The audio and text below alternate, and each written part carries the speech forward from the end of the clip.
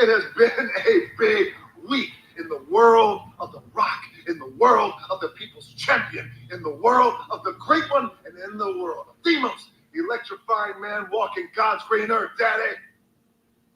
It has been that kind of week. And to quote the legend, one of The Rock's heroes, what's causing all of this? Woo. It's been that kind of exciting week. Pro wrestling is exciting once again. It's been decades. Pro wrestling is cool once again. It's been decades. Pro wrestling is undeniably exciting once again. It's What's going on, y'all? Episode 184. You know the vibes. Council Roundtable, time back in once again. Can you comprehend? Oh yeah, first and foremost, sorry about the technical difficulties from the last show. You know we live, so it is what it is. Shit like that happens, unfortunately. But we gonna keep cooking. And right now, let's all listen together on the Rock's rant that he had posted on Instagram earlier. And I didn't watch SmackDown yet, but I'm attend to that. I'm attend to that in a few while we're doing the show. So there we go. unpredictable, it's disruptive because of one man, and that is The Rock. Because The Rock can. And I think he genuinely believes that. I think he may have some validity to that because yes, you did make shit confusing. You did make, but not really for a good reason. Let's really be real. Like it wasn't really like you did more harm than good. That's why y'all playing damage control. No pun intended. Y'all doing damage control right now because you doing what you did, Rocky Dewey. Do a monkey wrench in the whole program, and you was trying to say like, oh, like Cody Rhodes.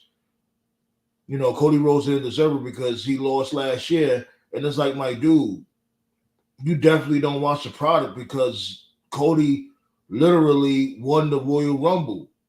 And we know you don't watch the product because this dude, Paul Heyman, did that goofy shit. Oh, call Roman Reigns. Call The Rock. Why are these dudes still not watching the show? We're on the road to WrestleMania. They're still not watching the show? My goodness. I know. Y'all hear Smoke, even Smokey spazzing. Smokey like, what in the heezy? Let's continue on, though.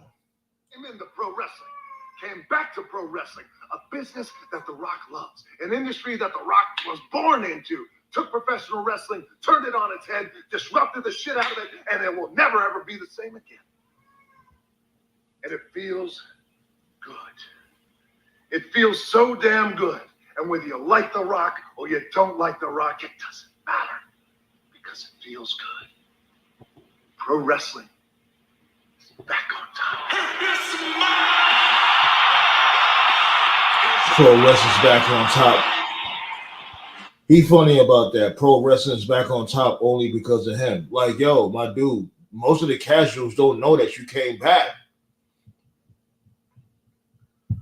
And no, this is not a work. That's a shoot. I think this whole interview was a shoot. Not interview, excuse me. This whole shoot was a shoot. This rant, whatever you want to call it. It was a shoot. This is how this dude genuinely feels. Not saying it was a bad shoot. I liked it a lot. But there's neither here nor there. Then he shows a little highlights with them throwing up the bloodline. You already know. It feels good. But you know what? What's good, Black Star? Here's the thing. You know what doesn't feel good? Well, The Rock will tell you what doesn't feel good. What doesn't feel good is all the bullshit that The Rock has got to deal with. All the bullshit that the people's champion has got to deal with. All the Cody crybabies out there still running their mouths that The Rock has got to deal with. All the jabronis in the locker room still running their mealy mouths that The Rock has still got to deal with. Cody crybabies. Take a look. You know who is my favorite wrestler right now? It's Cody Rhodes. Do you know who I hate and I fucking despise in this moment? It's Dwayne Johnson, member of the board of directors. Okay? I hate that man right now in this moment. Yeah, I get a lot. Yo, that sounded just like JCD. This dude, he hates The Rock. Like, he's going in. And this dude is really wearing a pink robe and all that. Like, I'm not talking about no other man wearing a robe, but that's neither here nor there. Like, and I guess this man was on Busted Open Radio. Not as a person, Right now. obviously, but as a wrestling fan watching the product. The person I want to boo, the person I hate the most is Dwayne Johnson, board of directors of the WWE and TKO. That's who I am angry at right now, because I am looking at the board of director that came in, used his power to take this opportunity away from Cody and put himself in the main event at WrestleMania 40. That's how I look at it right now. So you see, this is Like, it's not like homie's lying. He's spitting. He's spitting. And we're going to get to the explanation in a little bit. We're going to get to the whole explanation with this dude, The Rock, told Cody. And this didn't make Cody look good at all, if this is the truth. Well, we're going to get to it. We're going to get there.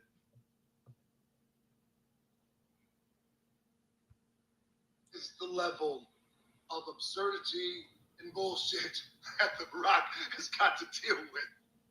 The Rock doesn't know who that guy is, but he knows what he is, and that's a goof, an idiot, another pro wrestling Cody crybaby jack-off idiot who thinks he knows everything but doesn't know shit.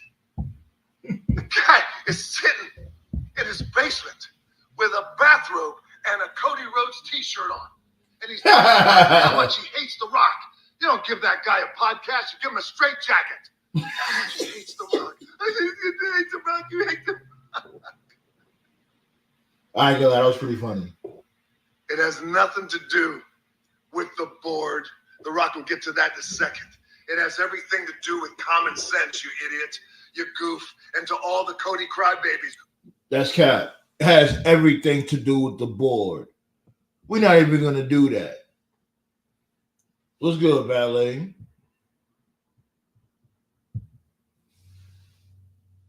What's goody? What's goody? We just had, we dissecting this Instagram rant that The Rock did earlier. And like I said, he cap in hand there, and I think this is a full-blown shoot, to be honest. I'm not saying that it wasn't funny or good. It was actually really good. But I just think most of this, if not all of this, was a shoot.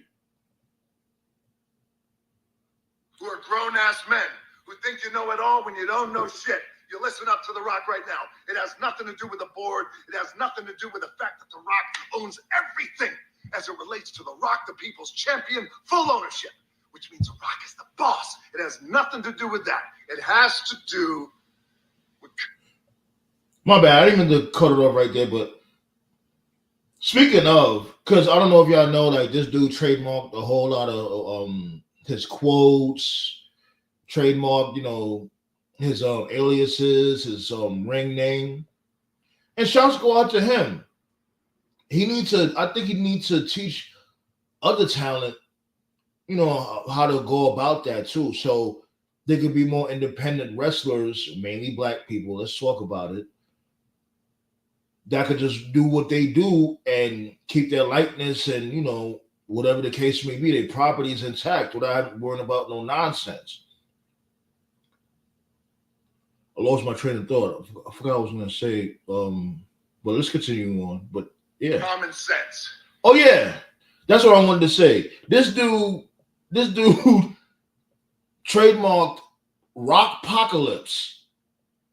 Believe it or not, yeah, Rockpocalypse. I'm like, what the fuck is that? Rockpocalypse? Please don't tell me this is an upcoming PLE. Please don't do that. Don't do that. If y'all look it up, I'm telling you, he trademarked Rockpocalypse. That shit sound corny as a bitch. But let's keep going. Let The Rock drop some gospel on you. Here's the common sense. When Roman Reigns This is good, years TKO. ago dropped the words, head of the table, those words were specifically Right.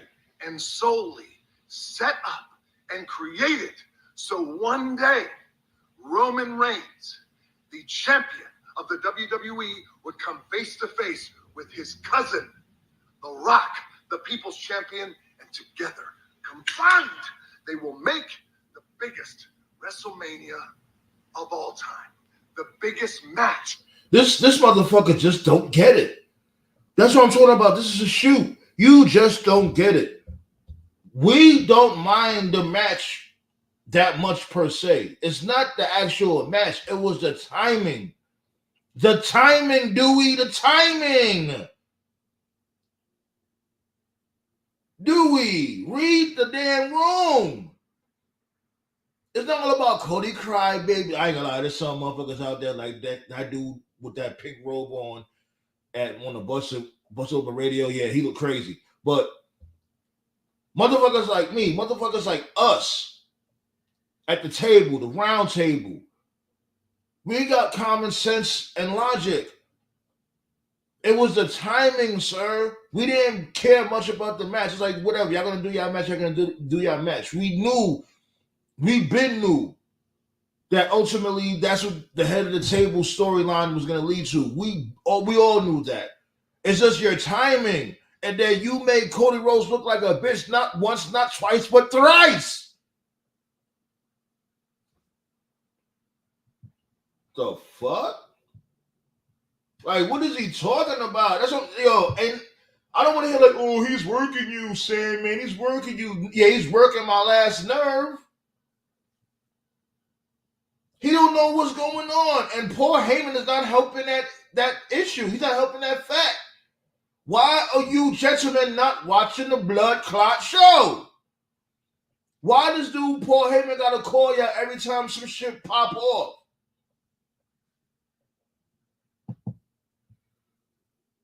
But I'm gonna open the floodgates. I'm gonna open up the floodgates, and we're gonna still talk about it. We're gonna still keep going through the Rock's rant. My bad, y'all. Okay. Of all time, the biggest match in the history of professional wrestling. When Roman Reigns said those words, that's why he said it. Because that is Roman Reigns' story. That is The Rock's story. At one time, that was Cody Rhodes' story, but it was last year. And what happened last year at WrestleMania?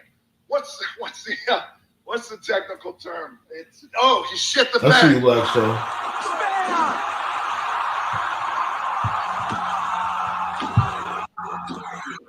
Yo, it's Goody. You can January 1st of this year. It's a big year. You know it, and The Rock knows it. It's an exciting year. You can feel it in the air. You can feel the monarch. 2024, we're going to kick it off the right way. The Rock goes out there in front of that crowd in San Diego, California, and said exactly what he promised he was going to say. So right down in the background on Black Soul? Yeah, I can hear it. That agreement was. No, so it's something in the background. I don't know if it's like a TV in the He was background. going to see how the crowd reacted. Let me Where should The turn Rock down a sit? little bit. You remember. Should The Rock sit at a booth? The crowd didn't know where I was going. Should The Rock Yeah, sit this dude is so at a delusional. bar? Can you hear It's yourself?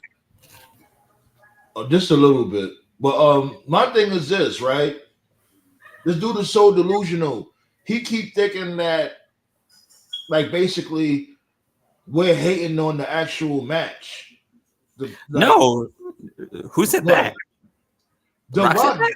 Yeah, that's what he keeps insinuating. He keeps insinuating that us, I guess you could say us Cody Rhodes fans. No, it's how we got there. Thank you. Like, we never hated on the match. It's how we got there. Exactly. It's like he don't understand that, and that's what I'm saying. I think this is just a pure shoot. Like, yeah, I'm not saying that this rant sucked. Nah, it was good. It was really good. No. Like, it was I don't give a fuck about your story. That was pretty funny. But it's like, my dude, you really just don't get it. You can't just come out of nowhere and then be like, oh, now I'm just gonna just basically shit on the whole roster because, you know what I mean? We've been invested in Cody for like 2+ years. He finally gets to where he had to go after a ridiculous year. Let's really be real. 2023 was not a good year for Cody Rhodes. I don't care Not at all. what says. So he definitely climbed up the mountain and, you know, proved that he has to finish the story, whatever the case may be. But you can't just bulldoze your way out of nowhere. You can't delay this for another year. You have to do it this year. You have to. This has to be over. And even I'm saying that. Even I'm saying, y'all know I fucks with the tribal chief, but it's like, okay, you know, but now it's looking like, you know, a lot of these different types of elephants in the room, you know, it's like, are they really trying to expand the bloodline? And you got little, you know, Easter eggs here and there. You can tell WWE's planning something for night one. You can just tell. You can tell right away that something is being planned. And I think the more people that join the bloodline, the more they'll get overshadowed. The more it's not going to be. Here's Roman, what I'm thinking. Hold on, wait. I'm just saying that Roman would get overshadowed. You know what I'm saying? Because say like if Azilla show up, Azilla show up, and Jacob show up, or whatever the case may be, they're gonna overshadow the Chief. The Rock is already overshadowing the Chief, especially when it comes to Jacob Fatu. Jacob Fatu is definitely gonna pop. He's gonna pop. They're gonna forget about Roman Reigns right then and there. If this dude shows up to help Roman Reigns, whatever the case may be. No. But you can tell what they're planning. Believe it or not, is that, and this is just me just spitballing here. Tell me if I'm wrong, okay? That they are planning their own version, like the Rock's version of the Bloodline. Yeah. People have been talking about that. I won't be surprised if they do, like, they go with the whole NWO Black and White Wolfpack storyline. And what they're planning here is that they are planning Solo to be Jay, either Tama Tonga or Jacob to be the new Solo. And then whoever is the remaining person would be the tag team guy. TKO was good. Yo, man, what's up? You can tell, you can see it a mile away. We had dissecting that Instagram rant from The Rock that he posted earlier. Now that promo I saw on YouTube, I was like, okay, they're planning something. Something's going down. Yeah, The Rock loves a bar because The Rock loves him some tequila. Tequila sucks. Should The Rock sit at the head of the table?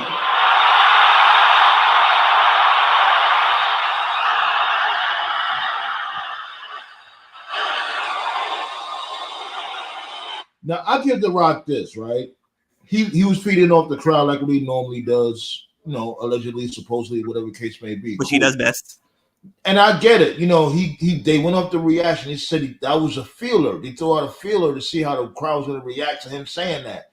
Yeah, it was a good moment. But like I said, once again, it was your timing. Right? It's like right after this dude, Cody, won the Royal Rumble, here you come. Well, before you even said here you come, what Cody said, I'm telling you, this whole thing is making Cody look worse and worse.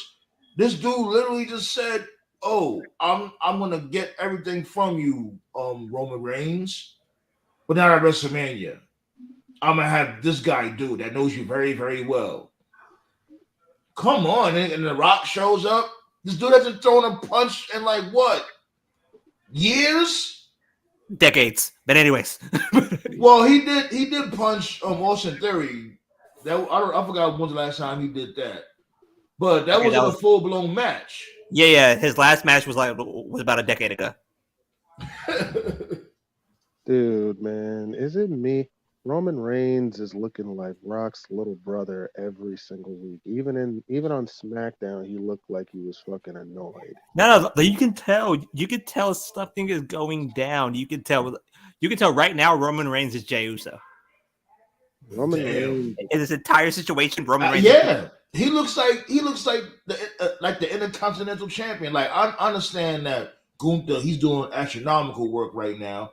I'm just talking about when it comes to the I guess you could say like the stature or like basically how they just don't gel well at all. Roman and The Rock, they don't. They don't feed off each other at all. This dude completely overshadows him. That's because The Rock isn't really Roman's cousin. And everybody's really was begging to see Rock versus Roman now. I'm like, bro. No, that's the point. The Rock isn't Roman's cousin. The Rock is Roman's uncle. It's the truth. It's the truth. I won't be surprised if he genuinely thinks he's his cousin. That's how delusional The Rock is. He don't care. And The Rock is more like Roman's dad in this fucking whole story. In real life, The Rock is Roman's uncle. That's the truth. And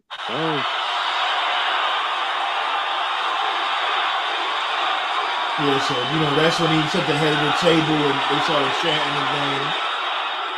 Cool moment, I'm not gonna lie. Exploded. Around the world. Exploded. Just as sure as The Rock has chills on his arm. Around the world did not explode, my dude. Like my sister is a humongous Rock fan. She never even known you came back. You've been back for like how long now? She ain't know until I told her. You're not popping like that no more, dude. Yeah, the quote unquote 90% doesn't know. You're not like motherfuckers ain't jacking you no more. You look like a Dominican now, as a matter of fact. Like Michael Jackson. The fuck? The world exploded because they knew after all these years they were finally getting The Rock versus Roman Reigns, the biggest WrestleMania of all time. Of all time. And what happens? Cody Rhodes, he wins the Royal Rumble. Fair and square, works his ass off, and he wins that Royal Rumble, baby. Yeah. He's going to WrestleMania. Yeah. Good for him. Why did he say this? Good for him. The Rock was happy. Right, on the show. What happened? Yeah. The Rock called Cody Rhodes, had a conversation. But it was a conversation that a few have had with Cody Rhodes before. Because Cody knew the biggest match of all time was looming. Well, there you go. The Rock talked to Cody and said, Cody, you love this business. The Rock loves this business. You were born into this business. The Rock was born into this business. Roman Reigns was born into this business. The three of us born into this business. Cody, you got the biggest WrestleMania main event of all time. Right here. You have an opportunity to bring this business up to places it's never been before. You can always, with all due respect, finish your story another time. Are you fucking insane? Do you hear this, dude? He could have explained this. He could have explained this during the WrestleMania press conference. Why did he explain this during the WrestleMania press conference? True that, but he sounds crazy. First off, my dude. Why did he explain this? Hold on. Like, first off, it's like, my dude, this is not the biggest match of all time. Let's not even do that. Especially when it comes to that match. My dude, you're already out of breath by talking. You can't even cut a decent promo without being winded. You sucking in more air than a motherfucking pump. The fuck? And then, oh, you can finish your story some other time. What other time, sir? When? There's not a lot of times. Like, There what do you? isn't. There isn't a lot of times. In fact, if Cody don't win the belt this year, No one's gonna give a fuck. Fans are gonna tune out immediately. No one's gonna give a fuck. You might as well go back to AEW. It's a wrap. Like, yo, you might as well just pack it up. Exactly. Cody can finish his story another time. There ain't gonna be another time. Like, Fans no, are- you and Roman could have You that match say- another time. Y'all can do that. Y'all If can do they- that. Like, you can just cut in line out of nowhere, just for name value. Let's remember, like we just said, you still didn't have a fucking warm-up match yet. When are you gonna have a warm-up match? We gotta wait till the actual WrestleMania weekend for you to do something. Here's what's You're actually gonna have to wait till WrestleMania, but yeah. Here's what's most likely going to happen. I think that the night one main event is going to be the tag match. It's going to be Rock and Roman versus Cody and Seth. Basically, is what's going to happen. Probably by SummerSlam, Cody's going to face The Rock. That's what I'm thinking. I'm not too sure, but I think Cody's going to face The Rock. I think the tag team match is going to happen at WrestleMania for sure. Yeah, night one. Yeah, but it's going to be some type of stipulation to that match. What are you thinking? Well, if Cody pins Roman, he becomes champ. That'll be weak if they do something like that. No, nah. What I'm thinking is they're going to do the tag match on night one, and if Cody pins The Rock, he's banned from ringside. Yeah, but if Rock and Roman win, it's gonna be like some type of special type of match, like a street fight or some shit. On the cell? No, like a street fight or some shit, like that Bloodline Rules match. Oh yeah, he did tease that. He teased that earlier tonight, right? Yeah. So yeah. But my thing is, if they do the tag match, Cody Rhodes has got to eat the pin. You think Cody eats the pin? It's like who else can? Who else is going to eat it? Seth can't lose. He's a champion. Seth can't lose twice at WrestleMania. You know he about to drop that belt to McIntyre. So he about to drop that belt to Drew. He can't get pinned twice. Yeah, you're right. Yeah, Cody does have to eat the pin. Yeah, it has to be by bullshit. Most like that's the only way they can pull it off. Like, because you can't just have this dude Cody get pinned clean. There got to be some shenanigans involved. Like somebody coming in who hasn't signed yet to ruin the match. You know, I would say like I would have Zilla and Jacob come in as a package deal. I think that's what they're doing on I'm thinking Zilla right now. I'm thinking Zilla and Jacob are gonna come in the night after Mania. I think Tama Tonga comes in at Mania. You have to bracket these three. Yeah. And like you were saying from before, there was rumors out there saying that Tama Tonga might join the Bloodline. Yeah. Yeah, Tama joins the Bloodline night one. That wouldn't shock me. I think that's the plan that they're going at because as soon as Cody sees Tama, he's going to be surprised. Rocket stings, but I agree. It stings, but I'm a team player. It stings, but I want what's best for the business. And that's another thing too. You want what's best for the business. My ass. But how are you respecting the business if you just straight dumping the Royal Rumble winner, my guy? How can you respect the business when it comes to the Royal Rumble winner, he's next in line. He or she is next in line to be the top star, babyface or heel. You dubbing that. You already had your glory days, Dewey. This is the exact reason why I turn off my brain when I watch wrestling. like, what are you talking about? Oh, you like, yeah, the match may make money when it comes to The Rock and Roman Reigns. Yeah, it may make some coin. We can't deny that fact. But that's not gonna have no staying power. We're not gonna go back to watch The Rock versus Roman Reigns, and we're not gonna do that. Believe it or not, there's people still going back to watch the first match between Cody and Roman from 2 years ago in their Mania match. WWE is gonna make their money. Y'all gonna make y'all money. Like, everything doesn't have to be money driven. What about the like what you say, Dewey, the long game? What about that? Like you see the reason why I turn off my brain when I watch wrestling. This is the exact reason why. Yeah, it's like, come on, you say you love the business, you've been born in this business. Why dub the Royal Rumble winner? The Royal Rumble winner, like, that's a major piece to the wrestling puzzle board. That's a major piece. Whoever wins the Rumble, he's next in line to take the company to the next level. He or she.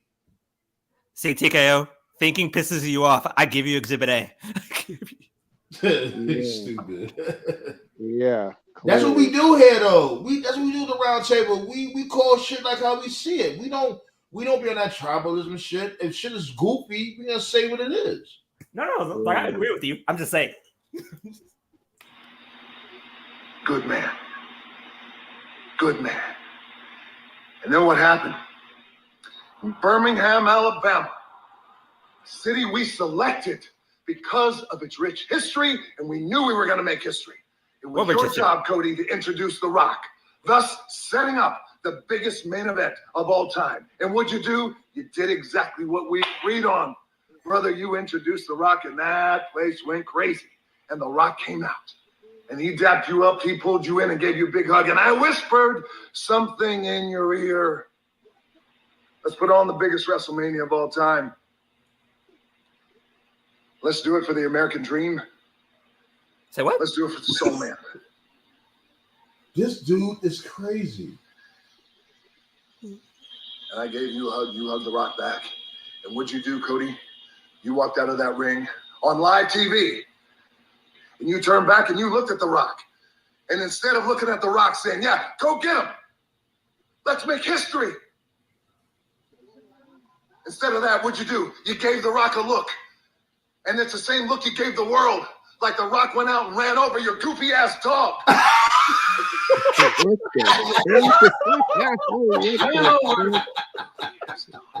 my God. Why did he say this? What the fuck? Oh my And God. sometime, needed this. from that moment on, until Las Vegas, you changed your mind. You know what? That's no problem. You can change your mind. You have that right. And The Rock accepts that. Everybody has a right to change their mind. The Rock accepts it. You changed your mind. But here's what The Rock doesn't accept. Is how you did it. There go the curve. I'll say it again because it's important to all the Cody crybabies and all the goofs out there and the idiots who still complain. Cody, you had a right to change your mind. You won the Royal Rumble. But what The Rock doesn't accept is how you did it. Saw you in Las Vegas. The Rock just realized that Cody won the Rumble. Saw you backstage 20 feet away. Now he mentioned that. Rock dapped you up, gave you a hug. Did you say anything to The Rock then? Hey, Rock, I got something on my mind. Yeah, tell me about it. Hey, Rock, I got something that's eating me up inside. Cody, go ahead. Tell me about it. Let's walk over there. Let's talk in private. Come and tell me about it. Did you say any of that? No, you didn't say a thing. But what'd you do? You waited until Roman Reigns walked out there and announced he's facing The Rock. Then The Rock. Now, there go the curve right there for me, right? Now, if this dude, The Rock, was telling the truth, that is some sucker shit that Cody did. Like, if this dude didn't address you backstage, he waited for y'all to go on stage or whatever, and then this dude Roman Reigns announced that he's fighting The Rock at Mania, and that's when he changed his mind and came out there and when he said what he said. Yeah, that's some cornball shit because we will find out. We will find out when WWE airs that documentary. Which documentary? There's supposed to be a documentary about Cody Rhodes and his road to Mania. I think coming up in May, I believe. This dude here, like he loves his redemption stories. They always do that though. Anybody that is in a big main event title match at WrestleMania, they always do a recap of someone's journey. But Cody Rhodes always does that. He had a show called Rhodes to the Top. Like that's his MO. Please feel sorry for me right now. So we're gonna find out exactly what The Rock is saying, and probably by documentary time. Rock went out there, showed the entire family tree, proof of the most dominant family in professional wrestling, in entertainment, and in sports in the world.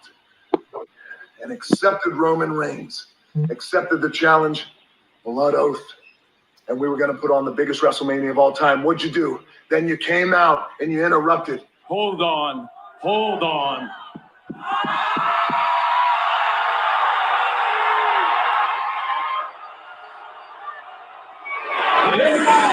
This right here is bullshit.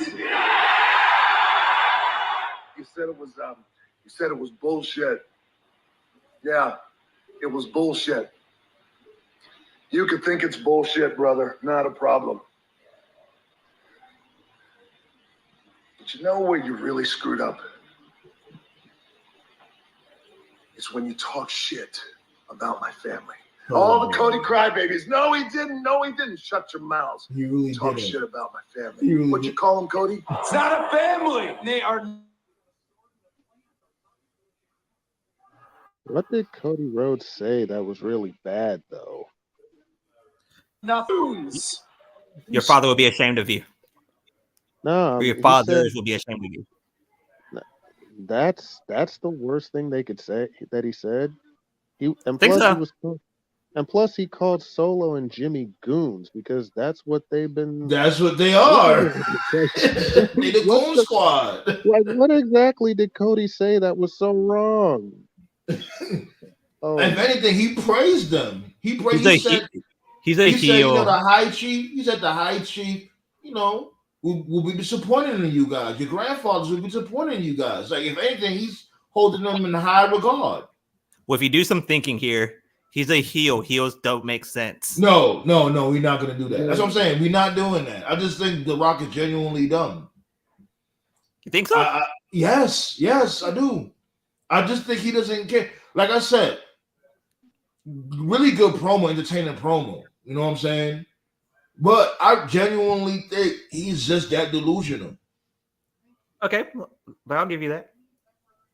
Yeah. No, you can think what you want to think. It's all good. You already know. No. Like I already said my point. I'm just saying that I'll give you that point. Yeah. Oh, they letting no shots over here. Say what? Nah, they was letting no shots outside. Cause like down the block for me, like down the block, further down the block, they have like a wooded area and shit. Motherfuckers be having like a shitload of land, mad land down there. They just be letting off shots and hunting and all that craziness. So basically, what they're doing is right. They probably hunting. Yeah, they be wilding. They be letting off all types of like machine guns and all that because they're like way down and they got like their own land. Got to go full blown Beavis on that one. Keep that away. But yeah, B. But we don't have to listen to the whole thing. But y'all get the whole synopsis, the whole basis of it all. Yeah, we do. Don't worry. Yeah. All I'm saying is that WWE has something planned. I don't like it. And I'm saying this, The Rock is wrong when he says Cody can finish his story another time. Like, nigga, no. He's insane. Like, no. Y'all could do y'all match some other time.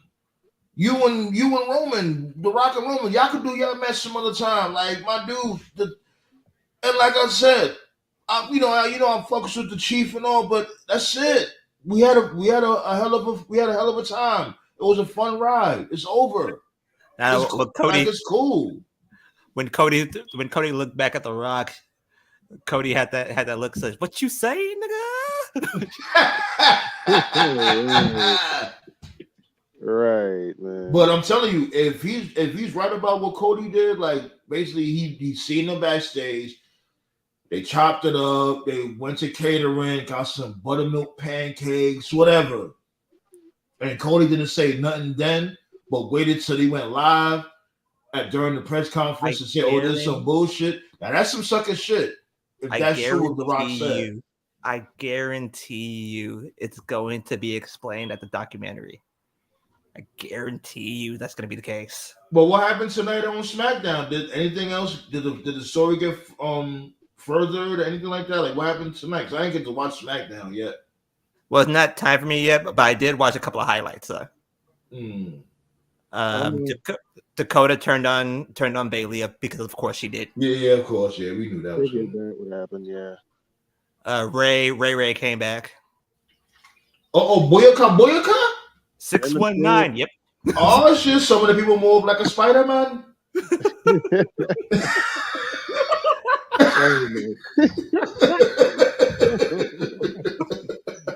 Oh, you are terrible. No, when I was younger, Rey Mysterio always reminded me of Spider-Man.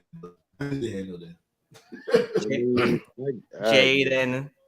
Jaden, and Io Shirai tease the matchup against each other, which means that Toph looks to be right in the situation. Oh, Bianca Belair is gonna team up with Jade to face. I'm not gonna lie, like I'm not really mad at that because Jade definitely needs the rub, and maybe Bianca could teach us some things because it's like she's a flat foot in the ring. Jade got to be more mobile. I mean, Bianca ain't really doing shit else, so yeah, why not? It looks like she does got beef with damage control, so it does, it makes sense. Well, this may give Bianca an excuse to get involved and be on Bailey's side. Then, if that's the case. By the way, Toph, if you're listening, I give you credits. I apologize. Let's move on. Hey, you brought it up. Well, Dakota's back in the ring, so that's another. Yeah, that's good. Asset to the roster. So that's because she was injured for like months, right? Like 4 months. She tore her shit. Yeah, she had like a bad knee injury after that. Yeah, she tore her ACL. I think her ACL and MCL. She tore both. Yeah, that shit ain't no joke. But yeah, Bailey, that shit had us all cracking up. Like I ran over your goofy ass dog. All Rock was missing was to make fun of the neck tattoo, and that was it.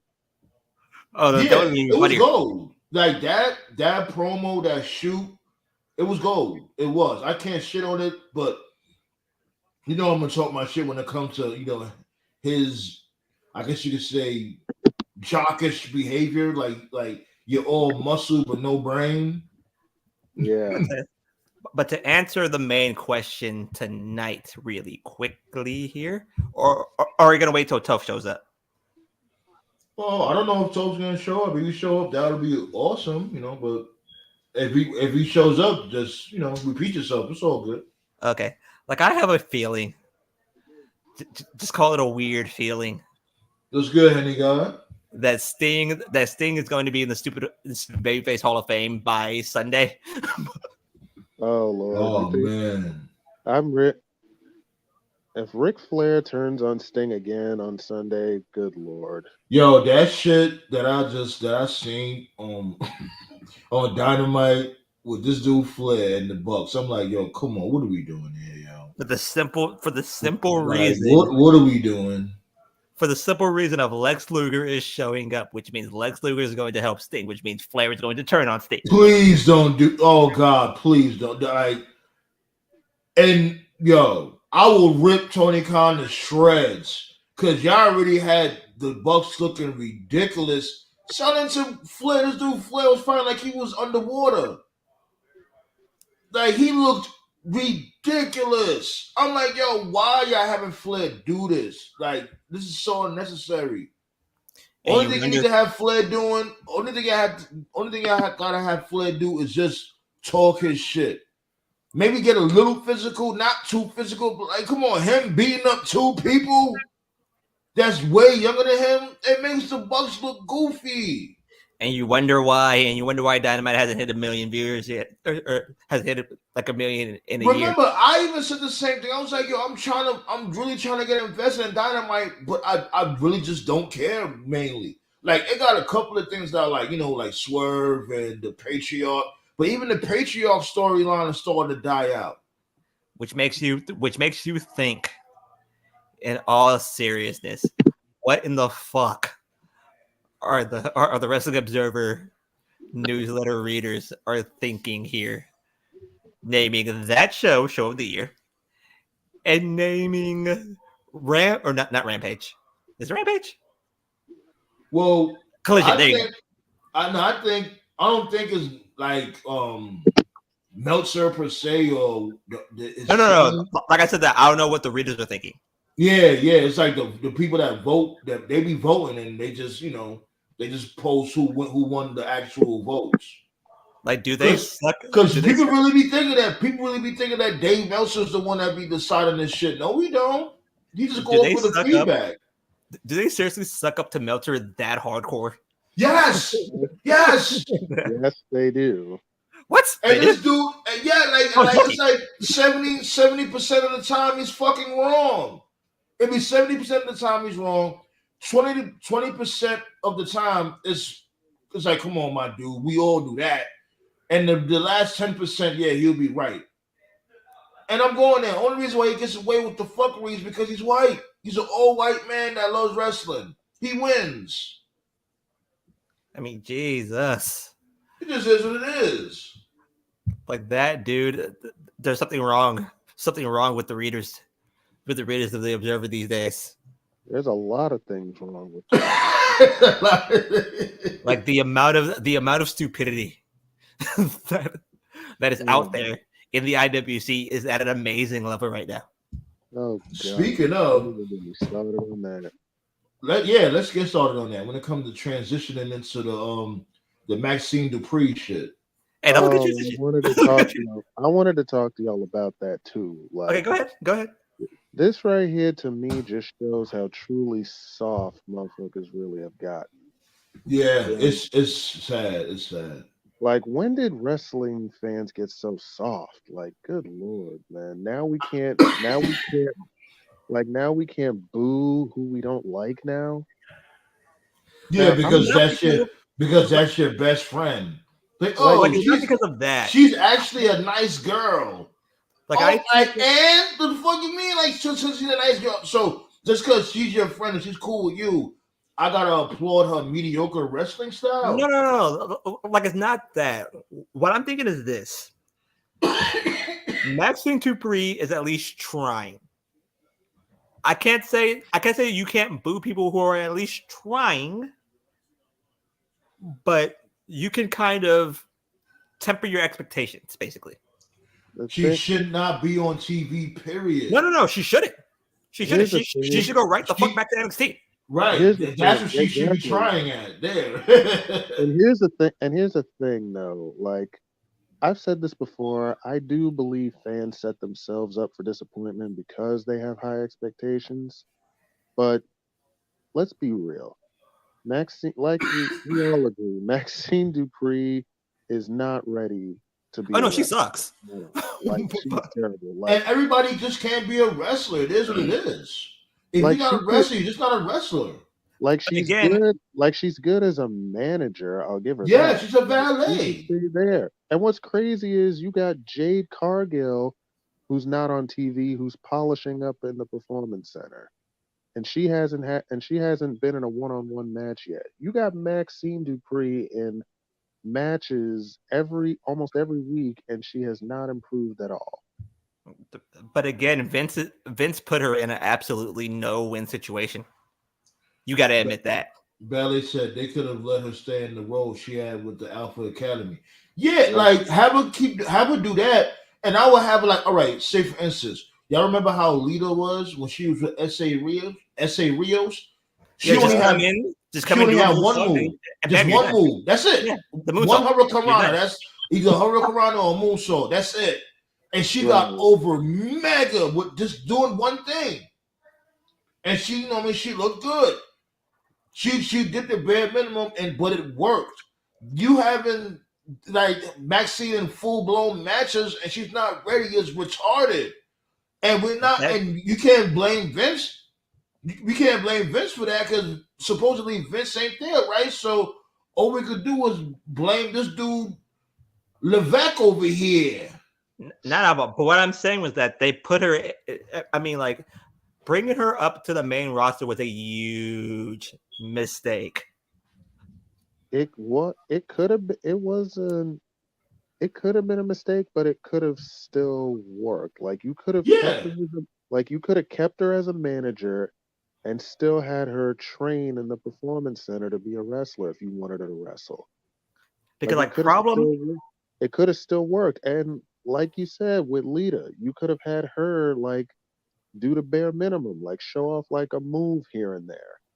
No, but because like problem one with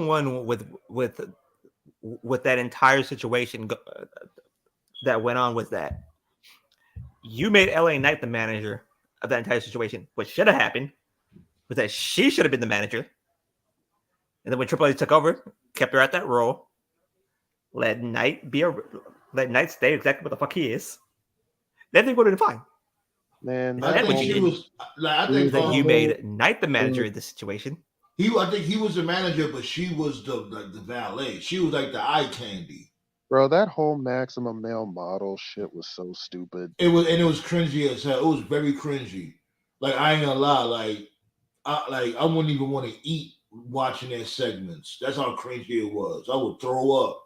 Man, they was some fake ass Velveteen Dreams. Like, come on, man. Levesque over here with the Italian accent, huh? Yeah, he got the Italian accent like Tony D. And thank God LA Knight got out of that shit, because yeah, it's like, what type of time was Vince on? The first thing you think of, oh, he's too old. I'm gonna make him a manager, but get Bill Goldberg on the phone so he could be on the title run. The fuck? Right. Oh my shit, goofy as a motherfucker, B. Oh my God, he would have also Knight. The original plan was for Knight to never wrestle. He was gonna stay a manager for the rest of his contract. Like, it kicked me out, my bad. Like, can you imagine if we never would have got LA Knight and he would have stayed a manager? Oh man. Oh, that would have been catastrophic. Triple H, he as soon as he got into that motherfucking creative position, he was like, put back on your wrestling boots. Like you're not gonna be oh fuck a manager. Come on, this dude can still go. Who cares about his age? It's like I would be on that same type of time with Goldbum. If Goldbum can still go, then yeah, have at it. Do your thing. But my dude, you over here dropping dudes on their neck when you do the jackhammer, you through. Man, he almost paralyzed The Undertaker with that shit. I'll never forget. And Bray Wyatt. He almost killed both of them. Man, I'll never forget that shit. Triple H literally saved his ass. Yeah, for real. I guarantee if Knight would have stayed a manager, he'd have been looking back at his TNA run, said, maybe I should have let Tessa get over on me. You're right. He said, maybe me dropping out the Tessa wasn't a bad idea after all. Right. But now I think the greatest thing that ever happened to LA Knight was Triple H taking over. Yeah, now he about to be WrestleMania. Now he about to fight AJ Styles at WrestleMania. So like, shit. And people are shitting on that, which they shouldn't. That's actually a major deal. That's That's a a great major deal for LA Knight. For him That's a great to idea. wrestle AJ Styles at WrestleMania. People gonna show, oh, why is he fighting AJ Styles? He should be fighting Logan Paul. Like, yo, like this dude time is gonna come. Let's chill. LA Knight, he's fine. Like, he's good. He's a solid mid carder. Where we need A damn more good mid solid carder. as a Right. face at that. So he's good. Like, he's still in a marquee spot at WrestleMania, beefing with AJ Styles. Like, Who would I have thought that knew would have happened at WrestleMania? the second that LA Knight interrupted Wade Barrett at Takeover 30, I was like, this guy When I should be at the top right now. Man, when I first saw him on WWE TV, I'm like, WWE scored with this one. The second I saw him and Wade Barrett, I was like, this guy's gold. I ain't gonna lie. The first time I saw him on The Rising, when he was with Drew Galloway, I was like, yo, who the fuck is this bland ass Wonder Bread? Bro, Yo, he bro, was. bro, he found himself very quickly. Yeah, because they let him talk, but he let him talk. Because remember, he cut some promos when he was on The Rising. And I'm like, not bad, but he honed his skills very, very quickly when it came to the talking on the mic. Yeah, but sometimes you get a gimmick, it just don't hit because you don't feel it, like you're not into it. But once he you does bring manage- Yeah, it because Galloway was a focus. He was the main focus. They wasn't really checking for Eli Drake or what the LA fuck that Knight. other dude name was? Micah. Micah, yeah. Or whoever the fuck. That's what I'm gonna call it. Whoever the fuck. Wasn't that Haku's son? Don't give a fuck. I don't know. I don't remember who it was. Wait. Yeah, it was actually. Yeah, well, I think it was Haku's son. Yeah. Yeah, it was. That was Tongaloa? Yeah. Huh. That was old Yeah, it school. was. Yeah. He another one that found himself too. People don't even remember him being a part of that group, which is good for him. Right. Next Because up, remember, the Rising didn't even really last long. They beefed with the Beatdown Clan for like a month and a half, and then they were just like, we're gonna scrap this. Real quick, do you know who stopped Tongaloa from getting to AEW? Or Tamatanga and Tongaloa? The Bucks did. Really? Yeah. They some hating motherfuckers, huh? Well, I always kind of felt that they had real life beef when they fought in New Japan. So yeah, you could tell. You could tell those two do not like the Bucks whatsoever. It makes sense. I mean, I like the Young Bucks too. I like watching them wrestle, but they be doing some fuck shit a lot. Yeah, this is the thing I'll be noticing. Like, since you just brought that up, Black Saw, why is it like I'm noticing a pattern when it comes to them not liking anybody, they won't work with them, even though they know it could potentially make money. They worry about their personal feelings. Like, oh, I don't like him, so I'm not gonna work with him, even though this could make money. Given the fact with the whole CM Punk shit, everybody was saying that, oh, CM Punk is back. Yeah, we understand. Yeah, this dude, he's a hothead. He don't take no shit. Let's try to figure out a way to work around it. Even Punk himself said, like, yo, let's try to figure out a way to work around it. I'm willing to work. I want to work with you guys. What they say? Oh, you got to be a good boy for 2 months. Some goofy shit like that. Like, yeah, that was called Mariano Rivera time.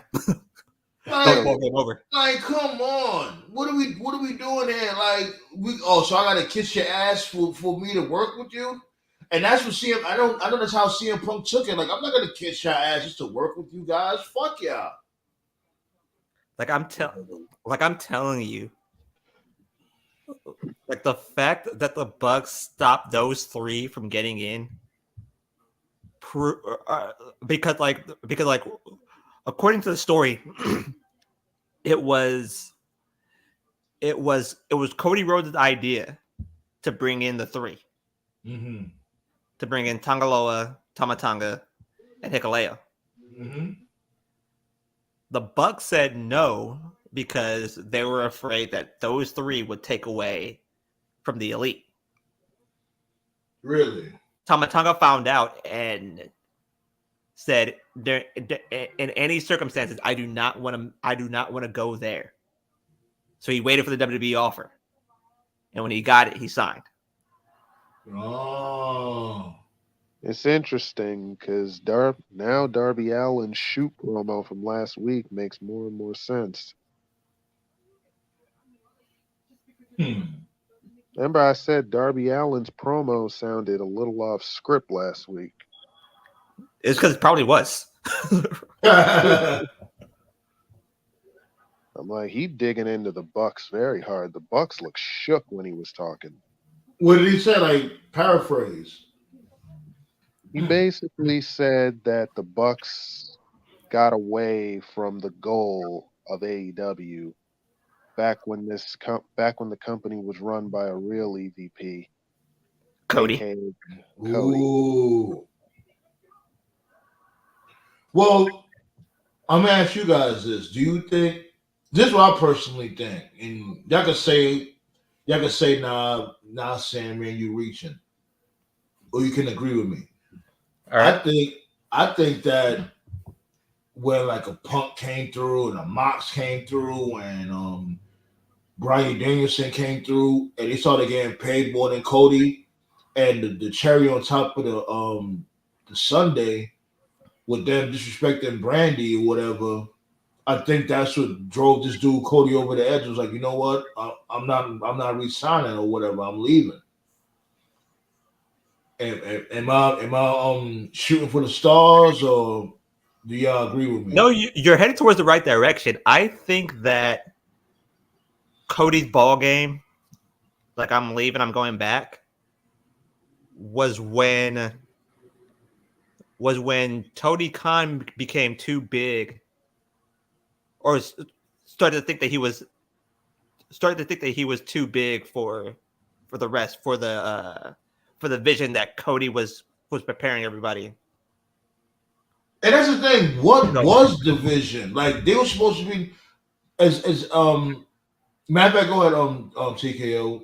I'm gonna have you ask. I'm gonna have you answer what I just asked, and then I'll go from there. No, but I kind of agree a little bit to a certain degree. Like, I think it was partly the reason maybe Cody just wanted to leave. Maybe he really did want to just be the world champion and he couldn't do it on AEW. I don't know. And that's the thing. Like, wasn't that his proclamation? Did he? Because he was one of the bosses, so I know he would have some type of. I don't think he had a problem. I don't think he had a problem with that, because he wouldn't. Because like he would have gotten himself over that night. Yeah, he was the main guy. So I don't think Cody had a problem with that. I think that Tony Khan got into a mini Vince role. Yeah, I agree with that. And that was when he got tired of it. I do agree with that. Like, when it comes to I think we had spoke about that shit on the show like a few episodes back. Like, it's like this dude is slowly merging into Vince McMahon. Like, basically, he's becoming the beast that he hated. You're supposed to be the alternative, because remember that's what they was that's the type of time they was on at first. It was an alternative. Like, yeah, they sprinkled in some WWE talent here and there, but they focus more on their homegrown talent. Like, he's signing everybody from WWE with a pulse. Yeah, and then the NJPW dudes, the Japanese wrestlers, and you're not packaging them very well for the American audience. Not at all. Right. Like, we don't know. Like, I don't know who the fuck these motherfuckers is. Y'all might know who they are, because y'all do put me on like, oh, this is such and such, this is such and such. Like, when it comes to what's this dude named, the Rainmaker and shit like that. Okada. I never watched a full match from this dude. You know what I'm saying? Like, I'm not saying Okada's there yet, but we all know he's gonna show up there eventually. Like, before he shows up there, have some video packages ready, because this is supposed to be a big deal. Have some video packages ready, like, yo, this dude is like the next coming of a Japanese Jesus or some shit. Like, it all started, to me, the turn started when the Joshis came in. Ooh.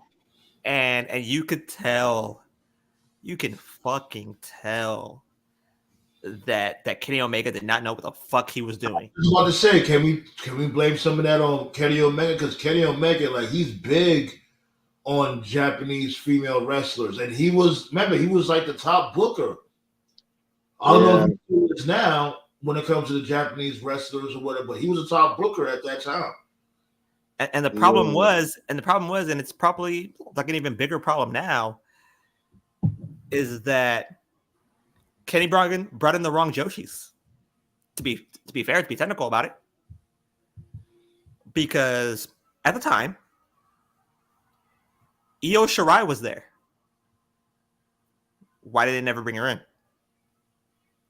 Maybe she never wanted to go, because I heard that was the case too.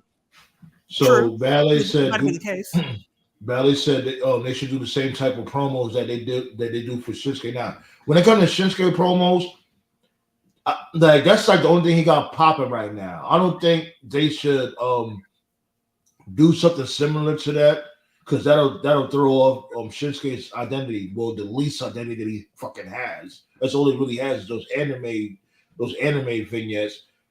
I would say when it comes to this dude, if he's the rainmaker, whatever, he makes it rain with that bread, make him, go to par with that. Like, have him that on that type of character, like I don't know, like a Japanese tycoon, whatever the case may be. He's all about money. He has all types of geishas. That's what they call them, right? The geishas, the geishas, whatever. Yeah, geishas. Rubbing his feet, cracking his corns and all types of, Oh man. They pampering him. I understand it may be cliche. It may be a little cliche, but not really when it comes to a Japanese wrestler, am I right? No, you're not wrong. Right. Like, treat him like a big deal. And I'm gonna say it. I'm definitely gonna say it. I don't think that Rainmaker clothesline should be his finisher. It should be a trademark, like a setup move. We think it should be. He needs a new finisher. Too many people do super kicks, so please don't do that. So please don't. Yeah, feed him eel, blowfish, sushi. I love sushi, as a matter of fact. For those that give a fuck, I love sushi. Sushi is great, especially when you there's more to this too. Soy sauce. Oh man, I love sushi. To me, Kenny Omega brought in the wrong people. You had Dakota Kai and you had Io Shirai out there. Make them an offer. If they say no, that's the worst thing they can do. Say no. Why didn't they bring those two in? They probably did. They probably did say no. Ooh, the wasabi, the soy sauce. Oh my goodness, yo! Like, my main thing was sushi. I love sushi, y'all never had sushi before? You're making me hungry for no apparent fucking reason. Yo, I'm telling you, sushi is that should be hitting. That should be busting. Like the rice rolls, and I never really tried like the hardcore shit of sushi, like eel and all that. Nah, I ain't do all that blowfish. I ain't do all that extra shit, but like the simple shit, like the rice with the seaweed, dip that shit in the wasabi and some soy sauce. I'm telling you, that shit be busting. Shut up, Black Star. It's good, damn it. I love it. I'm not gonna hold you. You about to go make a bologna sandwich right now, huh? Already ate dinner, so. But that's what they should do with him though. Like, all jokes aside, present him like a big deal. Try to figure out a way how you could, connect them to the casuals. You know what I'm saying? That's all. Again, the problem is that, and I told you that Tony Khan was about to blow up. He did. but again, Tony Khan's a fucking child. Yeah. That's bottom line. Yeah, he definitely gives off those type of vibes. Like he's because you like I won't say you, but I'll say me personally. I try to deter from that opinion about him being like a nerd. Like when it comes to he's just using these dudes like toys. You know, when you was a kid, you had your favorite toys, or you played around with them, whatever. You didn't give a fuck about the value. You just loved the toy, and when you got tired of the toy, you just threw them in a damn toy chest when you got some new toys. And that's basically what Tony Khan did, and that's what Vince McMahon did. What Tony Khan said he would never do. Because like the whole thing with the whole Meat Madness thing, and you can tell that's major pause too. Oh, they changed that match, so you can fucking tell right a fucking way that Miro has one foot out the fucking door. Yeah, what's his contract though? They actually changed that 3 years. match. They actually changed that match. It's not going to be that. Also, Miro actually reported that he's injured. Yeah, but Miro said that he was involved in the match. He capping. Either I really be thinking, and I don't want to seem like a scumbag. He might be. No, he might. If he is, if he is, then he is. But if he's not, it's definitely happened to him outside of the ring or something. He literally has 1 foot out the door. I don't want to sound like a scumbag, but I be thinking sometimes these dudes be capping when they say they're injured. I really be thinking like this. They just be tired of what their creative direction is going, and they'll just fake an injury just you know what I mean, stay on TV for a little while to wait things out. I don't want to sound like a dick. I really don't, but I really be thinking that sometimes. I be thinking sometimes they, and I'm not saying Rusev per se. I'm just talking in general. I think sometimes they cap that they be capping motherfuckers down like, yo, you know, I'm hurt. I can't do it. Oh, that hurts. Oh my God, that hurts. Oh, you need to stay out for 2 months. Okay, thank you. You have five people that had 1 foot out the door. Andrade literally had to whoop somebody's ass for him to get his way. Yeah. Now they said Tony Khan should allow take a shit to go off in Japanese. He barely allowed take a shit to speak. He can't speak. They doing him bad. Oh yeah, isn't he the same dude that beat Kenny Omega twice in a row? Yep, and they didn't do a fucking thing with that. Yeah, I thought he was gonna be on the road to winning a championship after that, but now he's gonna fight Will Ospreay. Yep, but Swerve went off, and they said "fuck you."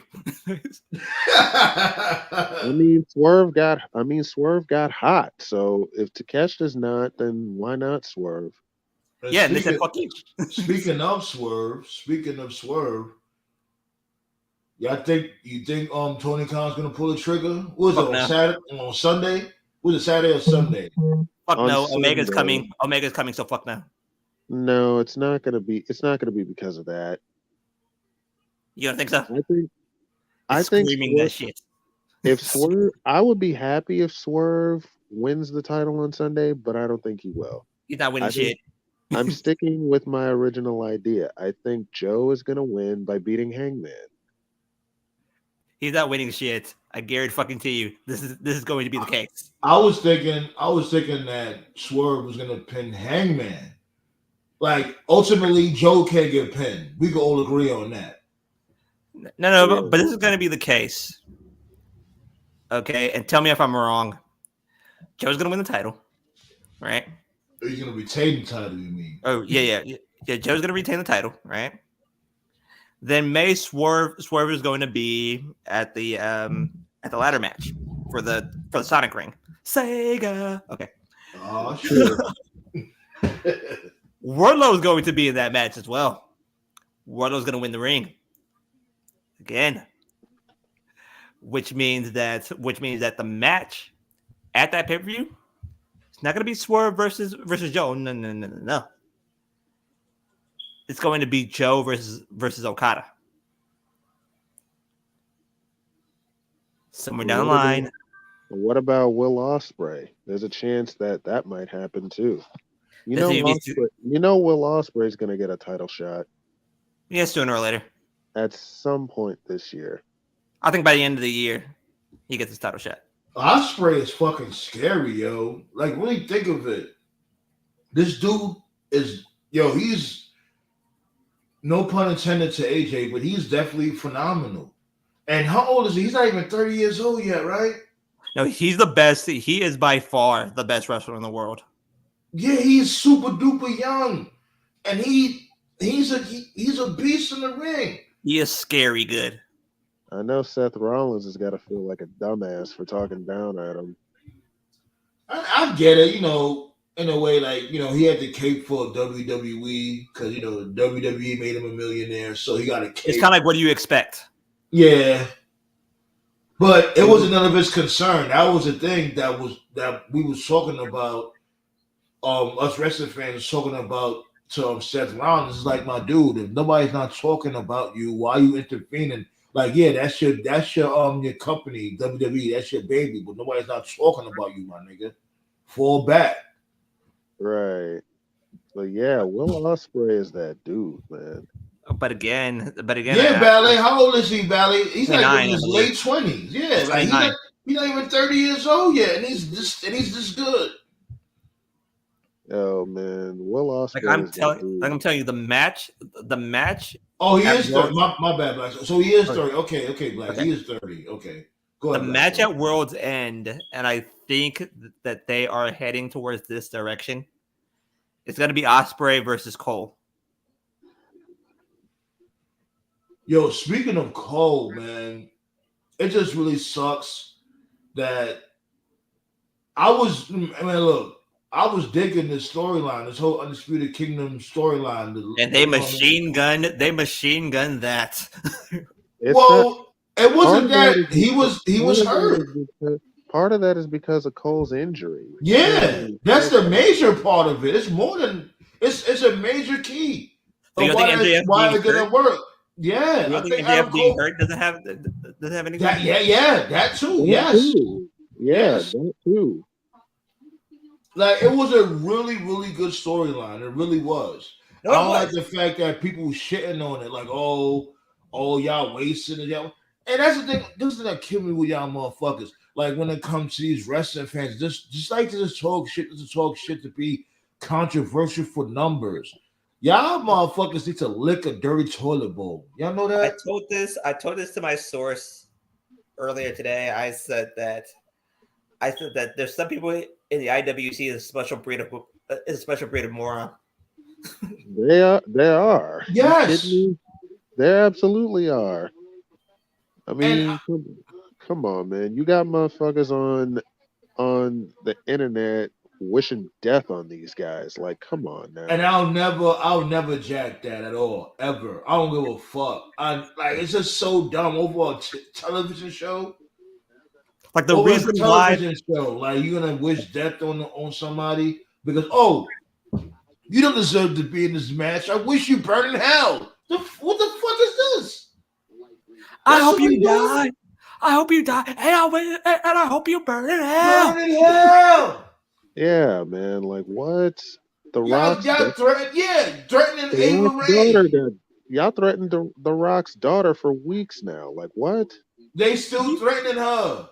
Have you seen any of my movies? Deep Blue Sea, that was a good one.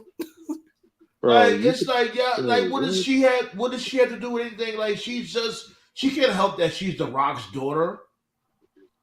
Yeah, that was probably the most fucked up part about this entire situation. She's not even part of the storyline. She's like, why are y'all going at her? She's making matches. She's over on NXT making matches. Like, she's the GM of NXT. If you're going to send death threats to the matchmaker at NXT, you have a special problem. Right. What are we doing here, man? She is literally not paying attention to anything that's going on SmackDown with her dad right now. And again, I said this like I said this, like yo, the reason why I like talking to everybody here is because we talk our shit, we have debates, but we leave it here. Yeah.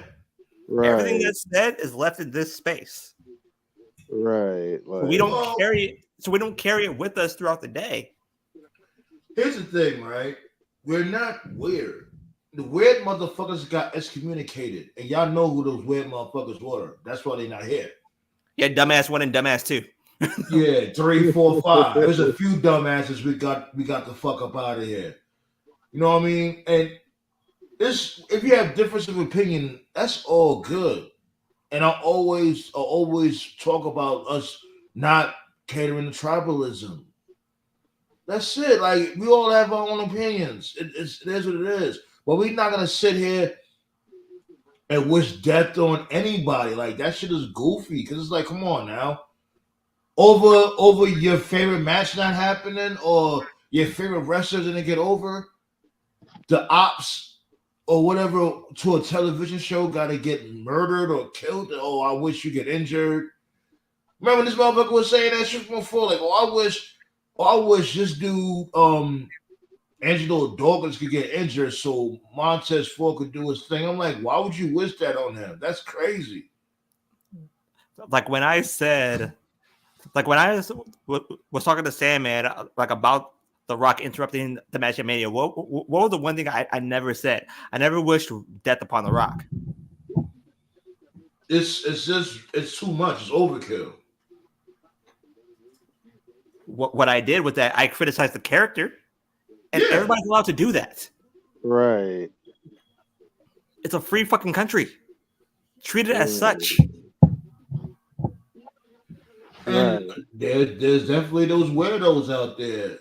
You know what I'm saying? There's definitely those weirdos out there that still live in their mom's basement. Yeah. I'll be trying to tell these wrestlers, all wrestlers, famous in the indies, whatever the case may be. Not all of us still live in our mother's basement. I never lived in my mother's basement ever. I may have lived with my mother, but that was a long time ago. Not all of us is on that same type of time. Some of us are actually homeowners with good credit, take care of their responsibilities, whatever the case may be. I still think that that insult gets overused. Like, what? Like just because I disagree with something on TV, now all of a sudden I live in my mom's basement. Right. How does that correlate? Like, what? But it's kind of like the way that it's said, though. Yeah. Like if The Rock says it, you kind of laugh because you know that he doesn't really. He doesn't. He's playing a character, but Yeah. They really, but the ones online, they really believe that. Like I said, there's special creative videos. Now, granted, there are some motherfuckers that really be on that type of time. There be some motherfuckers, I know some of them, but I know of them that, yes, they still live with their moms. And I'm not judging them. It's just a fact. They they like what, 32 in their mid-30s, talking about, F this, F that when it comes to wrestling. And it's like, yo, my dude, first of all, if you invested so much time in wrestling, why don't you get your punk ass up and go do something with your life? Yeah, go outside, touch grass. Word. Or go out and kiss a girl. Jesus. I'm telling you. Like, man. Like I tell you this much right now, right? I was looking at Twitter the other day, right? And there was some dumbass that had a Tony Khan tattoo on his leg. I was like, oh my god. Oh god, you saw that You too? see that shit, right? Yes. Like, I was like, oh my god, God. this dude never got laid. Bro, I always thought motherfuckers getting wrestlers' faces on them were kind of weird, man. But let's really be real. It's not wrestling fans that do that shit. Remember the Game, the rapper, the Game, or Game, Yeah. whatever you want to call it. He got tattoos of like Eazy-E and you know what I'm saying? Like, I never understand fandom like that. No. You honoring the dead, okay, that's fine. No, fuck that. If I don't know you, even motherfuckers I know, I'm not tatting another grown ass man on my damn body. I don't even have a tattoo of my woman on my damn body. I don't have no tattoos at all. Let's really be real. And I don't either. one of my first tattoos is not gonna be of another man. But if, like for instance, like if a family member passes away, like I'll put the name on there because I love them. They're my family. Right. Yeah, because Like, that's your family. You know, yeah. like you grew up with them. Because when it comes to that, yeah, that's definitely understandable. But any money bet that dude that got that TK tattoo, like I guarantee you he's a 45-year-old version. yeah, that shit bogus as a bitch. Yeah, that's weird as fuck, man. I guarantee you he got his chest waxed and he's screaming Kelly Clarkson right now. Yeah. It's 40. Right, man. So damn, I guess this dude Toph ain't pulling up because given the fact that Revolution's on Sunday, he normally be reading off the AEW card. He's getting his rest. So who wanna pull up Let me the see AEW if I can bring up the card. Hold on. Yeah. The Revolution card. Revolution. Well, it's official, guys. While you're looking that up, it's official. The Rock, Roman versus Seth and Cody for night 1 is going. Oh God! Oh, they made it official. Yeah, The Rock just said it on the SmackDown segment. Yeah, like he's on his. Yeah, Cody's eating that pin. The Rock is gonna pin Cody. Yeah, Cody's the only one that can eat that pin. Honestly. All right, I got it. Do you want me to go from bottom to top or from top to bottom? Whoa. Pause. I just caught myself. God, I knew it. Oh man. Yeah, saw from leave the main event last. And All right. Yeah. So the first match I have right here is FTR versus Mox and Claudio. We're gonna see some color in that match. That's gonna be a bloody. There's gonna be some blood up in there. I don't know. I'm not gonna lie. Like I love both teams. Mox and Claudio wins the match because one of FTR is going to jail. Probably. But this match is definitely giving me the same vibes as FTR versus the Briscoes. I ain't gonna lie.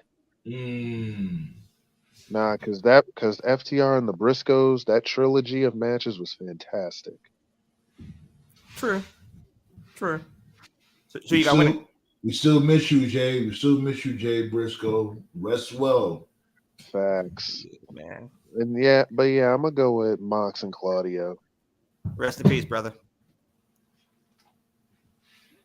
I guess I think I'll go with FTR. I think FTR needs to win more. They need to win more than what's my dude's name? The Combat Club. And there's no shade to the Combat Club. I fucks with them heavy, but I think FTR needs this win. Up next is Take a Shit versus Will Ospreay. Obviously, Ospreay got to win. He just Ospreay has to win, yeah. Obviously, Ospreay's winning that one. Gonna be a good match, though. Gonna be a good match. Yeah, Ospreay's gonna win, and then he needs to ditch the Don Callis family immediately. Okay. What are he doing with? That's another thing too. What are he doing with on the Don Callis family? Like what's going on with that? Like that who shit. Cares? Exactly. It's like that shit never. The only thing I noticed is that Will Hobbs had a little feud with Sammy Guevara, but I think that shit is done because he just beat him on Collision last week. Oh, that shit's super sailed. It's like that shit never took off. Like when it. That's what I'm thinking. That shit, the whole Don Callis family angle, it never really took off for me. It didn't take off because the only thing that made that feud even good was Kenny Omega, and now he's gone for a minute. So He's out for the rest of this year, I think. Man, yeah, prayers go out to him too, Yeah. B. Like we wishing a speedy recovery still. 'Cause- Yeah, that sports hernia shit is no fucking joke. yeah, Yeah, man. man. And Wishing considering him well. Omega be working at a fast pace too, so he got Breakneck, a fucking breakneck space. Now He he needs to got slow the fuck down. Now he need to slow down, man, for real. Gotta add the fuck there. Yeah. I ain't gonna lie, he might. Who knows, B? He might retire after this is a major surgery. I don't Yeah, it know, is. man. We'll see. We gonna see. Up next is the All-Star Scramble match. Chris Jericho, Wardlow, Powerhouse Hobbs, Oh Lance god. Archer, Hook, Brian Cage, and 2 more idiots. I'm glad Lance Archer's back. You know, I fought the Lance Archer like when the inception of AEW. Lance Archer's basically eating the pin. Yeah, like what they doing with him now, damn. Because they had something special with Lance Archer at that time. Like with his entrance alone. Like during his entrance, right before he come out, you got somebody flying in midair, and then he just come out, start beating the motherfucker up. He'd be a random motherfucker just beating up for his entrance. That shit was gold. Oh yeah, it was. Him and Jake. I like the fact being that his manager. Jake the Snake was with him. Yeah, because Lance Archer can't talk, so Jake the Snake could barely talk, but he still sold the fuck out of this dude. You got 21, I got 22. Like, oh fuck. Jake the Snake is sinister as fuck with his promos. Oh yeah, and I think he don't even use the machine, the oxygen tank. I don't think he uses the oxygen tank no more. He doesn't? I don't think so. That's good. Props to him, man. That's great. I know that scramble match. The winner of that match gets a shot at the AEW title. So who the fuck is Antonio Jones? We got a new subby. Hold on. We got a new subby, Antonio Jones. Thanks for subbing up. What's good, Antonio? Appreciate the love. Basically, we talk about all wrestling content here. We go live every Tuesday and Friday at 10 p.m. Eastern, and we have content on the community posts when it comes to wrestling content, when it comes to foodie content on Mondays. You know, we got Thirsty Thursdays. You know, I just posted what's her name? Aja, that black female referee. Oh, she's fucking hot. Yeah. So take your pick of the litter, but mainly this is a wrestling show, and if you know anybody else that's into wrestling like that, all wrestling, it don't matter. Let them know. Spread the word. Tell a friend. If you want to come in, come through. Again. If you want to come in, come through, man. There is no people that aren't welcomed here. Well, except for the idiots that got banned, but that's a different story for a different day. Yeah, you're right. Right. They had plenty of chances. Yeah. But who you got winning the? He says, "Okay, I'm gonna check that out." Yeah, thanks for subbing up. Appreciate the love. Yeah. That's who you got winning the scramble match. I'm sure I got Hobbs winning. I'm sure we're gonna find out who the other two guys are on Collision. The other two idiots. So who's the challengers again? Say it one more time. Jericho, Wardlow, Hobbs, Lance Archer, Hook, Brian Cage, and 2 more idiots. I'm not gonna lie. Other than Jericho, I'm not bad. It's not a bad sounding match when it comes to the participants. No, Jericho just he just sit his fucking ass down though. Yes, he does. Like my dude, like what are we doing here, Jericho? Like my dude, it's over. I get it. You don't want to wrap it up. I definitely get it. This is your life. But you could do other things in the wrestling world. Well, he's probably going to be alone for a while because his wife's going to be in jail for doing the whole January 6th thing. Hell right. So Antonio Jones said he got Hobbs winning. I hope he does. Like they need to do something with him. If Hobbs don't win, I'm gonna go with Wardlow. I got Hobbs winning. Yeah, I'm going. You got winning, Sammy. Yeah, I was going for Wardlow too because isn't Wardlow like he's back on his chair again? So it only makes sense for him to win. This is Wardlow's last chance, honestly. Last chance. I think he ran out of chances, but whatever. Last chance. It's either make this work or fuck off. Well, this thing with him with Adam Cole, if it don't work for him, then oh Gotta well. fuck off. Yeah. Up next, Christian Cage versus Daniel Garcia.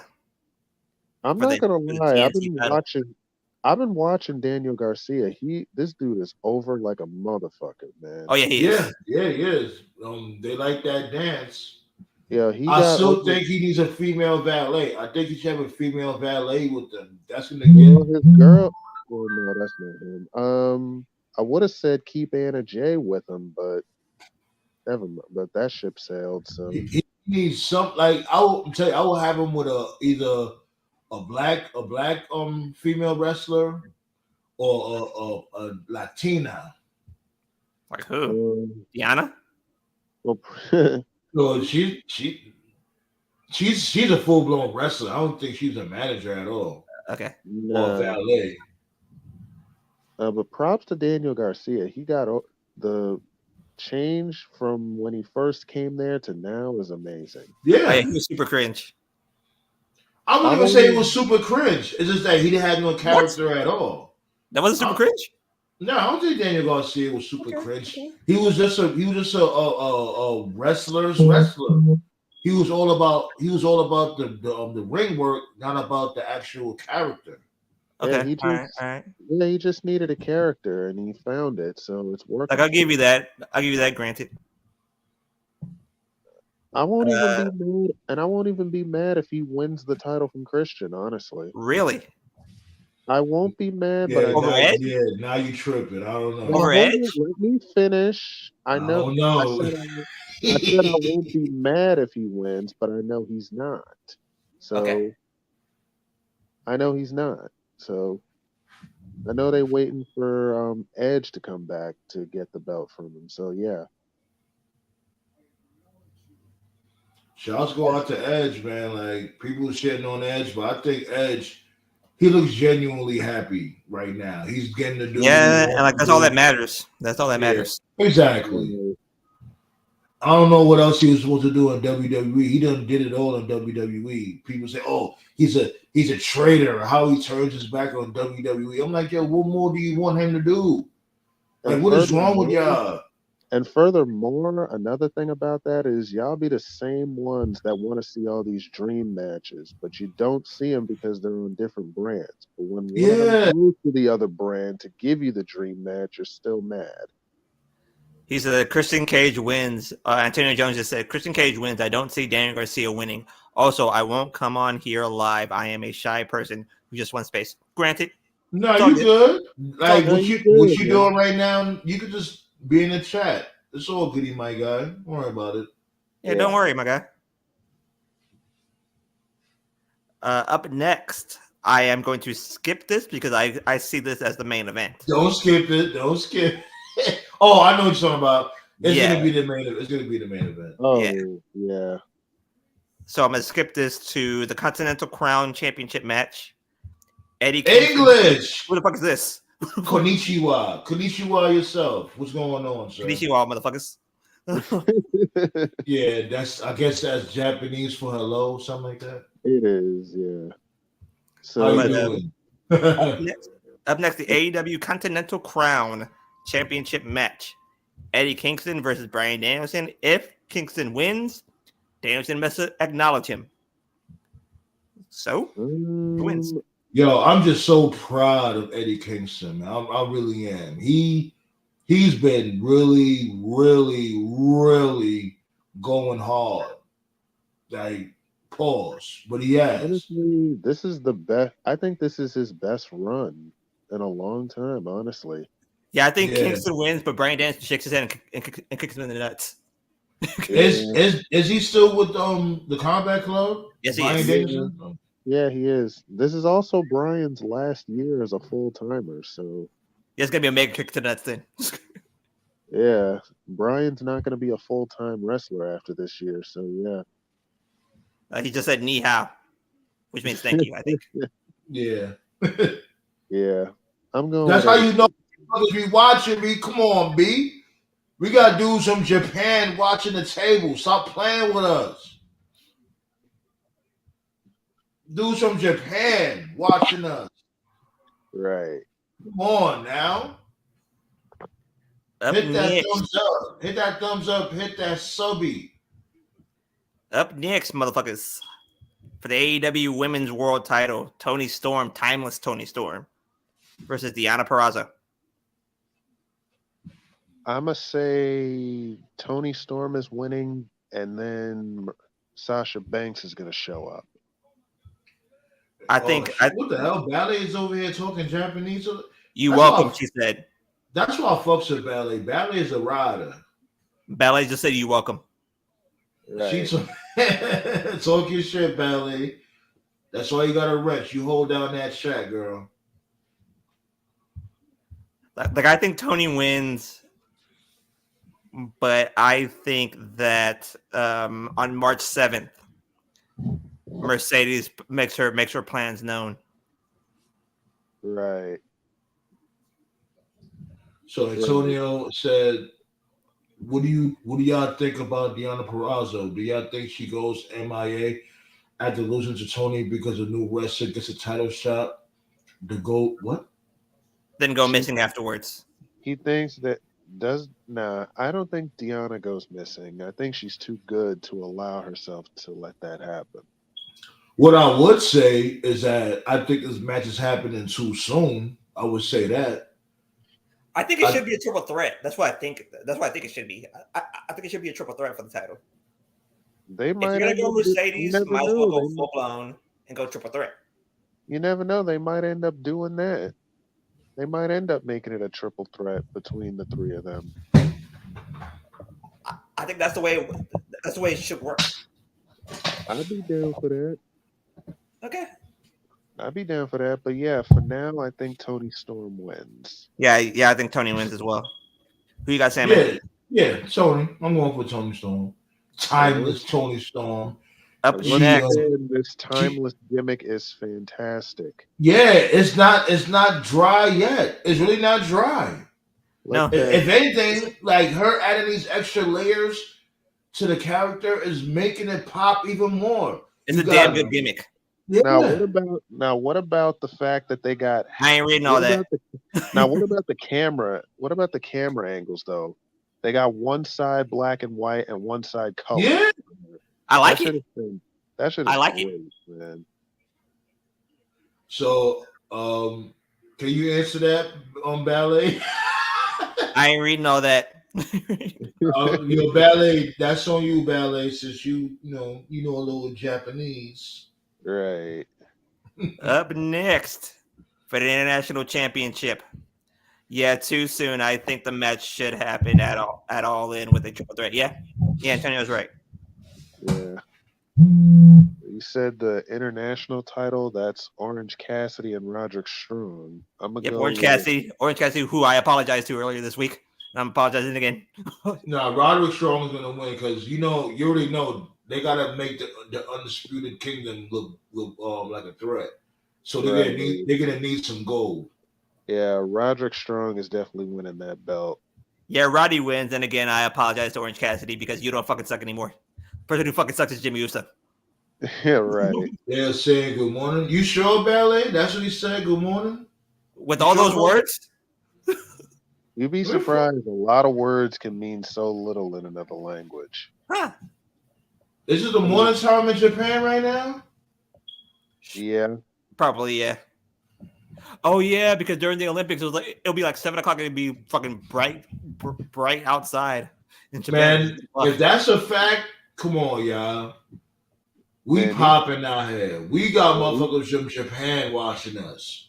Bro, and I'll say it again, Konnichiwa, motherfuckers. It's crazy. Yeah, Roderick Strong is definitely getting that title. Yeah, he has to. And after that, I think they should move Orange Cassidy to a world title contender. Honestly. What? No. I'm being honest. It's about that time. Dude's been putting. Think so? I'm not saying he should win the world title. Okay. Nah, he's right. TKO is right because it's like you had this dude built dominant as a dominant mid-card champion. So you don't think? Who else can you go after that? Where else can you go after that? You have to. You don't think that he should go for the TNT first? No, hell no. Okay. I think he's a little at this point, honestly. Should He's he above pass the that. TNT? He's Should he above pass the, the TNT title? Okay. he's above think- that. Yeah. Yeah, I think his reign as international champion has made him above the TNT title now, honestly, because he. Like, I just want clarification. That's all I need. Yeah, but Yeah, he he's definitely above that. Yeah, because he really made this. He made that international title hot, bro. For real. Because if you thought that he was gonna win, I was about to go off. Oh, no. Oh no. Oh no. I got a little more common sense than that. But Okay. OC should definitely be a contender. Winning the world title, not so much. So you think that he should be at the level of Let's Hear? At least, yeah. Yeah. Okay. All right. Because I was about to go super off. Thanks for the subbies. Let's keep But the up subs next- coming in. Up next for the AEW World Title, Samoa Speaking of Joe, Hangman Page, and Swerve Strickland. Who wins? You know what's a funny thing? Everybody's doubting this dude Hangman. That's how much of a bum he is. Everybody's saying that either Joe's gonna retain or Swerve is gonna be the new champion. Not one person said, "Oh, I'm going for Hangman." Nobody ain't going for no punk ass Hangman. Listen, I like Hangman Page. I will admit that, but I'm not. But he had his time as the world champion. He ain't winning that belt for a long while. Like I'm not upset that Hangman is Hangman. like the title picture, but Hangman should not win the title. He's not. He's Yeah, definitely that's not winning that title at all. I'm sticking to what I've been saying since the match was made. Joe retains, he beats Hangman, and Swerve wins the world title down the line. Maybe at the next pay-per-view, or maybe he'll get the poker chip. I don't know which. I think by June he should be title ready. Yeah. But Swerve should definitely not eat the pin in this match. He better not. Right. Or the rant I saved for Orange Cassidy. I'm gonna use on Hangman. This dude, his mustache. It's like why are they building on this dude Hangman character? You know, the mustache, whatever, but you still not building on him being a cowboy or whatever. You know what they should do? You know what they should do? Even with this mustache thing, they should put him with the Bucks at this point. Have him go all full-blown three of Vince. them. Yeah, I would love Hangman. full blown heel. Like the Bucks in this EVP gimmick has been hit. I like it. Why not? Yeah, add Hangman to the match. Hangman needs a character change. This could work. Hangman. So you don't Hangman. Hangman. Yeah, but put Hangman Page with the Bucks. Have all three of them just go full heel with this whole EVP gimmick. Like, yo, we started this company. Without us, this AEW don't exist. So just go all in with it, with all three of them. And you know what I like about it? What I like about this whole Young Bucks angle that they're doing, because it comes off as genuine. It comes off as genuine. We know you motherfuckers are dicks or y'all nerds or whatever the case may be. nerds. Just do. I ain't gonna lie. I'm a nerd. You know, I love video games. I love Yeah, we're all cartoons. Like it is what it is. Just be genuine. Don't be something that you're not. That's when you don't get over, because When people they- see through it. People When will they see interrupted like, Eddie oh, Kingston, that's that was the not funniest you. shit I seen. People will see like that's not you. It's not genuine. Right. But the funniest shit I see on that show was when the Bucks interrupted Kingston. I was like, that's fucked up. Funny, but really fucked up. Yeah. And I like to reiterate, the Young Bucks have not thrown a super kick since this gimmick, And I like that. You're right. I like that. which means they could wrestle without throwing 30 kicks in one match. Which means stop doing this shit, or I'm flying. Or no, wait a minute. I have to drive to Rancho Cucamonga and slap them. I ain't gonna lie, like I always thought, because I heard about that shit first on next Friday, Rancho Cucamonga. I thought that was a fictional area. I didn't know that shit was for real. Yeah, the longest. One interesting part about Rancho is that the longest one-story mall in the world Oh, is right there. Wow. Yeah, Ontario Mills, longest one-story mall in the world. And talk your shit, Blackstar. I was just in California recently, so shoot. Adam should let it grow into a handlebar much right during his promo. He should I switch told you. See, y'all. like Yosemite Sam. Like Yosemite Sam was a cowboy. Do the whole Right. Yosemite Sam shit. Let his mustache grow down. Let it dangle. He should go. He should go full blown. Aren't you a fucking cowboy, sir? He should go full blown smoking guns. Yeah, like go there with it. Like I want you to look like Micah from Red Dead Redemption or something. Nah, some straight Dukes of Hazzard shit. Be Boss Hog with the young bucks. Like give me like yo, this is your character. You always had that character as being a cowboy. Do that. Sheriff Hangman. Now you know what? Now you know what need that. You know what I want to see happen. Hangman loses to Joe on Sunday, and then the following week on Dynamite, the Young Bucks confront him and do a face-off, and that right there leads to the three of them being heels. Going like, what happened to you? Basically, yeah. Basically, yeah. What happened to that boy? Yeah, what happened to you? You started this company with us. Now you're losing.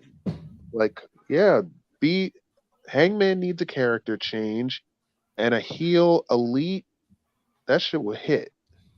I would even have Hangman on that type of time that JBL was on. Remember, JBL was supposed to be like that cowboy tycoon. Oh God! Hangman. Go there with that. Like you're saying it wrong. It's Hangman. Hangman. Yeah, but the thing is, with Hangman though, he don't have his promos don't be hitting like a heel like JBL's did. Right. No, but JBL's promos were funny as shit, especially when he went to the border. I would say that Hangman, he's not a bad promo. He's not even a bad wrestler. He's a solid promo. He's a solid promo and a solid wrestler. He could do both. It's just the character. It's a shit that's supposed to bridge the gap when it comes to him being a good wrestler and a good promo. It's that is me personally. I'm not saying everybody else thinks that, but this is what I'm thinking. He needs something to bridge that gap, because that's the thing that's missing. Like, I think he can really reach out to the casuals, because who doesn't love a cowboy? We all love cowboys to this day. But you're not a real cowboy. Can I say this real quick? And I'm sorry to interrupt here. Go ahead. But it's official. Naomi is it official jobber status right now? She lost again tonight. Well, she only lost to Tiffany Stratton. That's it. I know, but Tiffany Stratton whooped her ass. Well, it's like let's think. All right, I don't think she's not jobber status, but she's on she's on hold on. She's on a slippery slope, because all right, when she came back in the Rumble, she did last over an hour. That was good shit. She lasted over an hour in the Rumble. She got eliminated first in the women's chamber, and just now she had lost to Tiffany Stratton. She lost a match, or she just got beat up? She lost. She lost the match. Okay. So yeah, I won't say she's jobber status, but it's a slippery slope. I won't give her jobber status. What I'm thinking is going on right now is that Naomi's going to turn heel, Tiffany Stratton's going to turn face. Just don't make it a habit for her losing. That's so much. Right. No. Like, there's a reason why this is happening. I think Stratton turns face. I think Naomi turns heel. If Naomi's going to turn heel, she absolutely needs to join Jimmy. Yeah. Like, if that's going to be the case. Like they got to pull the trigger with that. Or I would say this because I remember I was saying about her joining the bloodline. Maybe she don't do that. Maybe they just have a heel power couple when it comes to Jimmy and Naomi. Realistically, they should have did that. And honestly, this is really the only thing that could make Jimmy even remotely watchable. Really Right. watchable. He's not watchable now. Even with Naomi, he's still not watchable. Nah, if they was to really revamp everything, what they're doing when it comes to Jimmy and Naomi. Fuck all that glow shit and Jimmy. I don't know what the fuck. He's in purgatory right now. What the Man, fuck Jimmy's still waiting for Solo to give him a dap, for God's sakes. Come on. Yeah. He's a tag team. He's a tag team wrestler. That's what he is. Man, you know what they should do? If Jimmy's gonna fight Jay at Mania, have Naomi cost Jay the match, and that'll set That's it what up. should happen. You're right there. Ooh, I like that. Have Naomi cost Jay the match and join up with Jimmy that way. I like that. That works. It's perfectly. unexpected. Jay still looks. He will still look strong because he didn't lose clean. And Yeah. Jimmy will get not a well-deserved victory, but at least he got a victory on a strong babyface.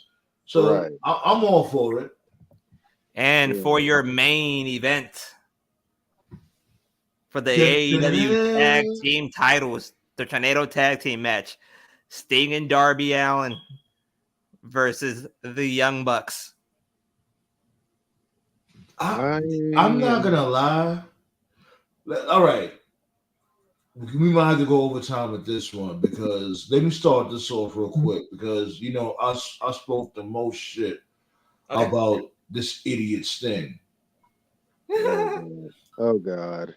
I spoke a lot of shit about this dude, but all jokes aside, Sting, thank you.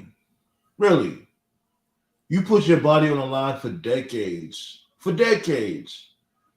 For our viewing pleasure, and you never complained much. You never heard about Sting complaining. Not like A lot of that. cocaine though.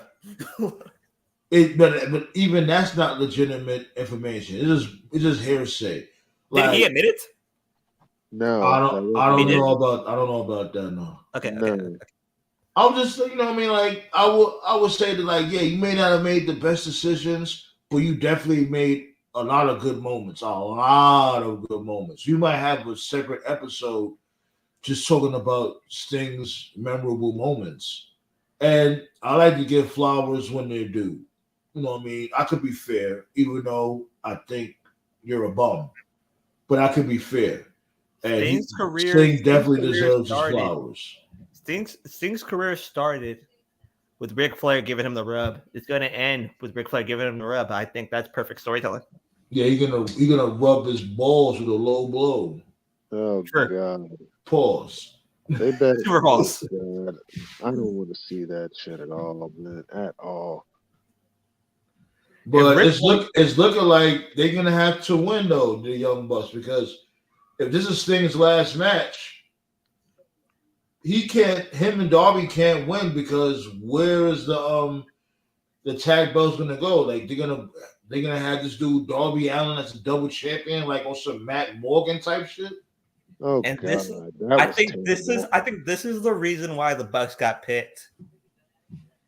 Is because there are better tag teams in this company. Wouldn't you admit that? Of course. There's a lot of tag teams there. Right. There's a shitload of tag teams. There are better tag teams in this company. The reason why the Bucks got selected is because the Bucks haven't won the titles in a long time. I give the Bucks credit for that. They're not always in the title picture, which a lot of people No. You're absolutely right about that. But again, let's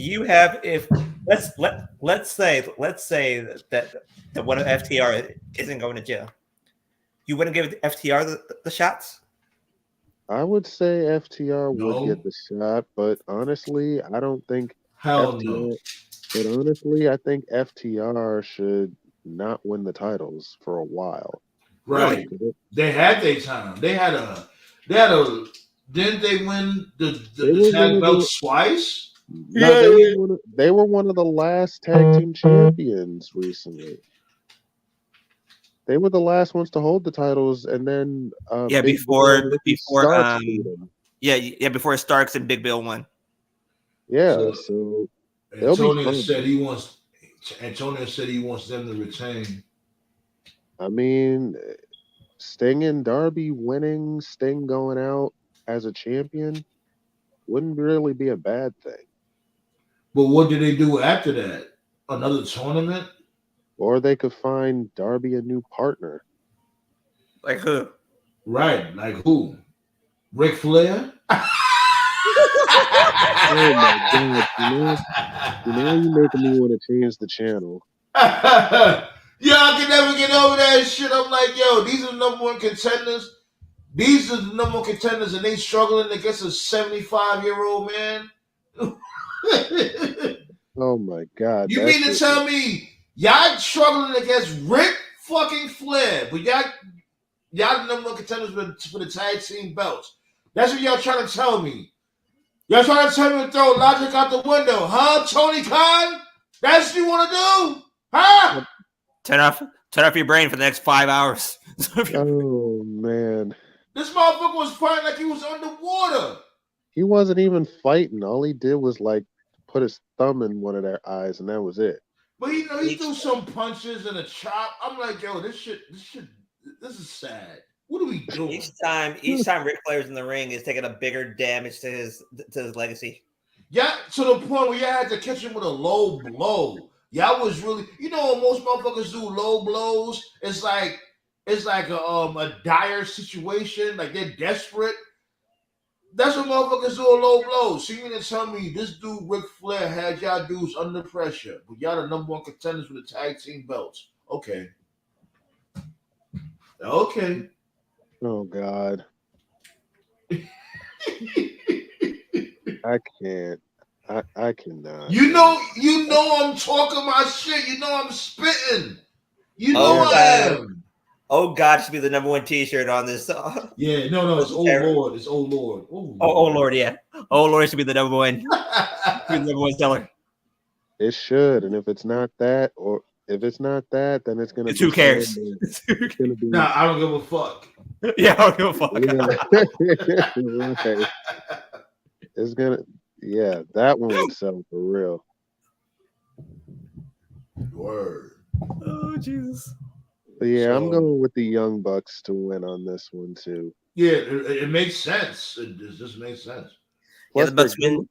Plus, their gimmick is hot right now. If they win the tag titles, they could do so much with this EVP gimmick. Like, hey, you want a shot at our titles? You gotta do this, or you gotta face this guy. What the fuck is Jungle Bum? He's in New Japan. New Japan. Oh, I remember him cutting that one promo when he basically was talking about when he ripped up the AEW contract. Did he have a match yet? He just did a video package calling himself the Scapegoat. Oh God. Yo, Tony Khan ain't shit, B. Yo, when those the NDAs is up, when them NDAs is null and void, we need some motherfucking dirt. Never. It's a lifetime NDA. Bullshit. The fuck, man? Like, we need some dirt. Like, why we just can't get some dirt? They could be respectful. Man, Jungle Boy, I'm telling you, that Chris Van Lee interview with Jungle Boy is gonna be the most viral. Like I said, the truth is somewhere down the middle. And right now, I think that Punk is probably telling somebody the truth. I think Punk is telling like 80% of the truth. Remember, I was riding with Punk all this time. I think Punk wasn't here for the bullshit. And he was hooking off on motherfuckers. Now, granted, here goes to 20%. Like my dude, you gotta know how to be professional and conduct business. Because let's really be real, my dude. You didn't want that smoke with Bobby Lashley. Bobby Lashley spoke his shit, and you kept quiet. Bobby But when Lashley it, Lashley was gonna fuck him up. right, but when it came to what's this dude name? This dude Dolph Ziggler's brother. You know what I mean? You wanted to Nick. approach him. You ain't approach Bobby Lashley though. You ain't had that same smoke for him. Ryan Nemeth. Oh, Ryan. Right. Okay. Thought it was Nick. Yeah, Nick Nemeth. That's Dolph Ziggler. Okay. That's Dolph Ziggler. Nick Nemeth. Ryan is his brother. And it's like you ain't had the same type of smoke. You ain't had that same type of temperature. So let's not do that. But like I said, 80%, I believe Punk. I think that these motherfuckers, I don't know about now, but at that time, the backstage talent, whatever the case may be, there was no structure. There's still no structure. I think there's a little more structure now than from before. When? I think so. Like, yeah. Because remember from before, it was like a fight every 2 months. You don't really hear about that shit no more. It's like you don't hear about a lot of talent in AEW roster bumping heads like that. You knew the second Andrade whooped up on that boy. Guevara. Yeah, whooped up on Sammy Guevara like you knew it was ball game over right then and there. Right. Because he was begging for a way out. And he said, "Okay, Punk fought somebody. He got out of there. Okay, then let me whoop somebody's ass." And it's like I just be thinking most of the time it's just be that straw that broke the camel's back. It just is what it is. It's like, yo, you know what I mean? You constantly taking nonsense to the point where you're like, yo, you know what? Like, who the fuck you talking to, my dude? Like, what's really good? Because all of us as grown men, we've been there a time or two. You would just, ignore shit to the point where you can't ignore shit no more. And you gotta address it because it's like, all right, now we're not gonna do this shit. We're not doing this shit consistently without me addressing it. Man, everybody's got a breaking point. Right. Because I think that Punk was cool with everything up until, because again, the people, you can tell by the people that is brought in, right? Like for instance, when Cody brought in Ty Dillinger, right? Right. And like you could tell that Ty and Cody had a connection. When Ty fucking knocked Cody's senses into 2023. Yeah, he knocked the shit out of Cody with that chair shot. I think I knew who Antonio Jones is, but I'm not saying nothing. Yeah, I'm not saying anything either. I think I knew who that is. You read the message I sent you, right? Oh, no. I'm about to read right now. Hold on. Okay. Y'all go ahead. Let me read this message real quick. I'm about to shut it down in a second, though, but go ahead, yeah. No, but to be serious, though, like, I think that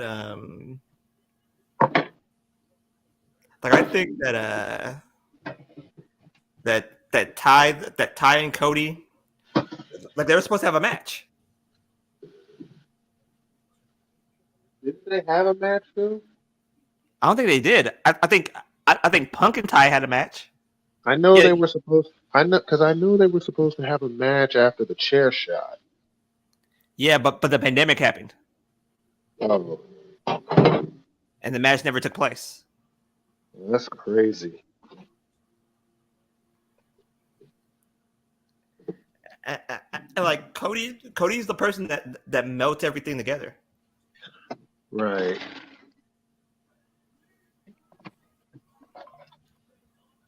But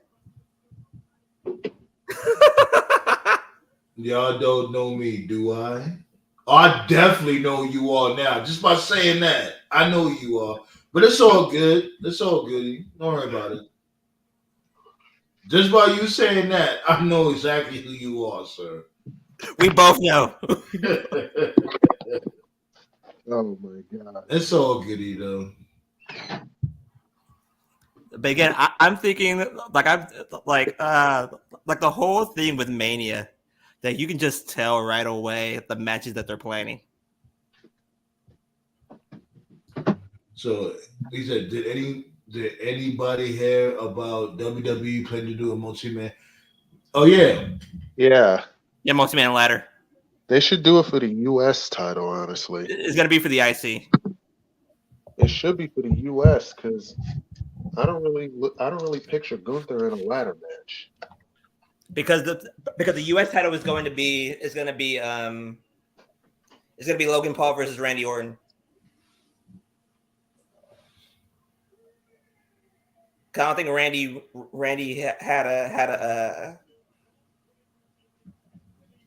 had the US title before. Did he? No, I don't think so. If he did, he probably had it once. My thing is he okay? Because he looked legitimately hurt when we was watching the Chamber. But Orton holding his back, I was wondering. Based on tonight, he's good. Okay, that's good. That's good. Well, that's a good look. He just wrestled Austin Theory, so. Oh yeah, by the way, Braun Breaker's about to knock this jobber into next century. Yo, Braun, keep giving him jobbers. You know what I mean? Build him up like how y'all was building up Ryback. I think he's a perfect candidate for a Ryback build.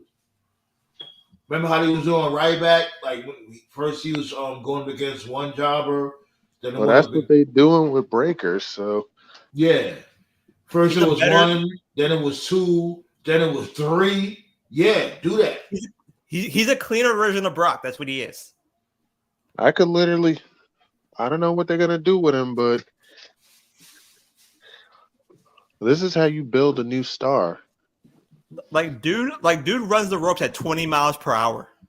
Here's my gripe though. My gripe with that is that why they just don't have him show up with the tag team championship on his waist. Like y'all motherfuckers love to ignore NXT. They did acknowledge it though. They did acknowledge him being tag team champs when he debuted. But he's not wearing the belt though. Yeah, have him wear the belt. That's a gripe. That's a gripe. I really understand. It's like, how can y'all acknowledge NXT half of the time? Go all the way with it. It's y'all motherfuckers company. Y'all acting like they're a separate brand, but they're a separate brand. But y'all act like they're a separate entity. All of these motherfuckers the WWE umbrella. Bro, this is the same company that had their NXT champion lose in their debut. And that's what I'm saying. Are we supposed to be in a new era? Like that was Vince McMahon. That was a Vince McMahon era. It should be the Triple H era, whatever the case may be. Shouldn't it be more acknowledged now than from before? They're treating NXT like an indie. Right, and it don't make no sense. Like, y'all funding, it doesn't. Y'all funding this shit. Right. Y'all are funding it. But they're treating it like their indie. They're treating it like, remember FCW? Yeah. Like they would never acknowledge like, oh, this guy was former FCW champion, because they treated it like an indie. That's what they're treating NXT now. It just don't make no sense. FCW. Man, it's sad, honestly. And what's crazy? Go ahead. What's crazy is I just watched an old Takeover New Orleans, and I was just thinking, damn, bro. Good times, man. Good times. What was the main event at that Takeover? Was it Gargano versus? I think it was Gargano versus Ciampa, right? Adam Cole. Nah, it was Takeover New Orleans. It was Gargano and Ciampa, right? Yeah, it was Gargano. My goodness, yo, that storyline was versus Ciampa, bro. That storyline was so fucking amazing. I don't care what nobody says. Ciampa was such a diabolical heel. remember when Ciampa would come out to no music and just get Yes. showered with booze? I'm like, Oh nigga. God! And he soaked in the hate. He soaked in all the hate. That shit was brilliant Like I storytelling. remember. I knew the WWE had something when Mauro Ranallo didn't say a fucking thing, and all of a sudden you just saw Gargano's face ram into the fucking LED board, and that's how the Yeah. night ended. Ballet, we need you for translation. Yo, I'm not saying a single letter of that shit. Yo, that was another one, bro. Mauro Ranallo. I miss him for Yeah, real. and fuck Yeah. the motherfuckers that was bullying him like JBL and shit. Y'all bullying motherfuckers in y'all 50s. Like, He ain't come doing. on. He's not doing anything. Bring him up. He's not doing anything. I would Maybe- exactly. I thought like, I thought he was doing MMA. he was for a short Showtime's while. not doing combat sports anymore. Yeah. So it was for a short while, but now you could bring him up for real, unless he doesn't want to. But you could bring him up. Hell, Tony Khan can bring him up whenever like JR is not available or Taz is not available. Have Morrow there. Nah, Him- I will put Moro. I'll put Moro on Ring of Honor. No, there is a moral That too, rant why that you. not? I There's a would moral recruit. rant. Hold on, I will recruit Demore and Moro from Ring of Honor. Have Moro on Oh, that at the would commentator's work. table, and have That will work. and have Scott Demore as a head creative or head booker. You know, all Ooh, those TNA free agents would all go with him. right, Ring of Honor will be lit because it'll be structure. right. I'd be down for that. Like all those TNA free agents outside of Miss Steroid 2024. Man, but yeah, Takeover New Orleans. I just watched yesterday, and I was just like, "Damn, bro, how do we go from this to guys?" It's basically an indie. That's what it is. This is their indie. Man. Bro, everybody in NXT now looks like He they look like damaged these motherfuckers. Like, what really hurt Black and Gold is when these, first of all, they was getting called up randomly, and second of all, they was getting called up randomly just to get buried. Now it wasn't. That wasn't the burial. The burial was when Laurinaitis rapist ass came in and fucking nuked the entire fucking company. Nah, well, that was a nail in the coffin. It was, but before then, remember, like it started with DIY. Remember, we were just talking about Ciampa and Gargano beefing with each other, and what did they do? They brought them up to the main roster as DIY. I'm like, They never brought it up. They never brought it up. And it's like, they're not. Remember, they was beefing with the bar, and it's like, right. I remember that. And it's like, why do you got these motherfuckers as a tag team on the main roster if they're beefing in NXT? And they were both the NXT singles champions at the time too. Who remembers the night that Triple H showed up? I think it was during the empty arena at NXT. And Triple H said, "I'm tired of this shit. You two one on one, and I don't ever want to see you go one on one ever again." I was like, "That's a good way to end it. This is a good way to end it." Yeah, like it was simple. It was short, sweet, to the point. You get one more fight. Whoever wins, I don't matter who wins, but after the match is over, you guys are done. It's simple. This shit. And it really was the end after that. Everything in NXT makes fucking sense. With Mello and Trick. Trick was getting bigger than Mello. Mello got jealous of it. Simple. Whoa. Pause. I mean, Trick was becoming a bigger star than Mello. Mello said, "Fuck you. You're not bigger. You're not a bigger star than me." Yeah, simple shit. Like wrestling. Yeah, it made sense. He explained it. He explained it. That's all I Well, wanted. wrestling does not have to be so complicated. It if you really give doesn't a have to be. It's just common sense. That's all I Yeah. wanted. Melo explained it. He slow talked the shit, but he explained it. Yo, Like Melo we gives learned me about old we learned school. about common sense back in school. Remember the Yeah, 5 W's? Who, what, why, where, and what? How? You know what I mean? right. We all got taught about the 5 W's. It's just common sense about what am I watching right now? Why is this occurring? Why should I give a fuck? Like It's Right. simple mathematics. Yo, Melo gives me old school HBK heel vibes for real. Yeah, Like for, yeah, like yeah. like You're for right. You're right, instance, TKO. You're right. like for instance, like when it comes to us, while we pull up, we answer the 5 W's. Who are we? We the fucking round table. Why are we here? We got our own opinions. We fucking create a niche, our own niche when it comes to difference of opinion, when it comes to wrestling. We do this shit very, very well. You know what I'm saying? Where are we? Don't worry about it. We Like- say On your what computer, everybody- bitches. we say what other podcasts are scared to say because we're not biased. Right. Motherfuckers be like, oh, if I say this or if I say that, I might not be friends with this particular wrestler or I won't get this particular wrestler's interview. Man, We just do not give a shit. Let and me do finish. I wanna do interviews? Fuck yeah. But they're gonna know that, you know what? Sandman may be firm, but he's fair. But it's fair, yeah. Let me finish off by saying a couple of words that a great wrestler named Adam Cole said. Newsflash, bitches. Shouts go out to Adam Cole, man. Wishing him a speedy recovery. Right. I can't wait to see him wrestle again. Yeah, Adam No. Cole. Adam Cole's probably one of the best heels in the business. I'm And telling he you, never.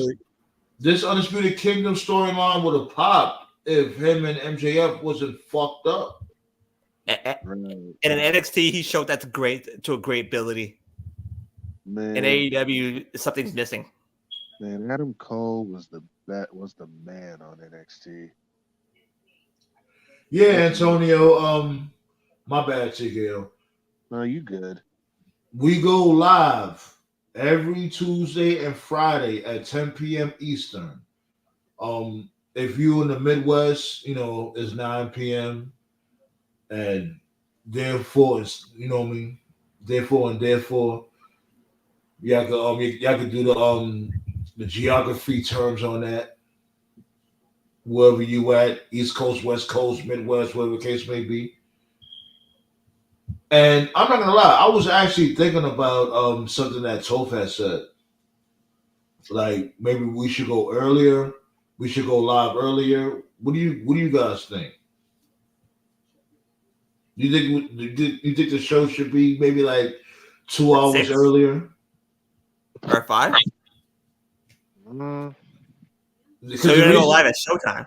Because like the reason why I had went live like at 9 10 p.m. Eastern, 9 Pacific is because we all got shit to do during the day, and I figured around that time everybody should be home, relaxed, and getting revved up instead of like me going live earlier in the afternoon where everybody's still doing what they doing. They still scrambling and whatever the case may be. So I figured at 10 will be a feasible time for everybody.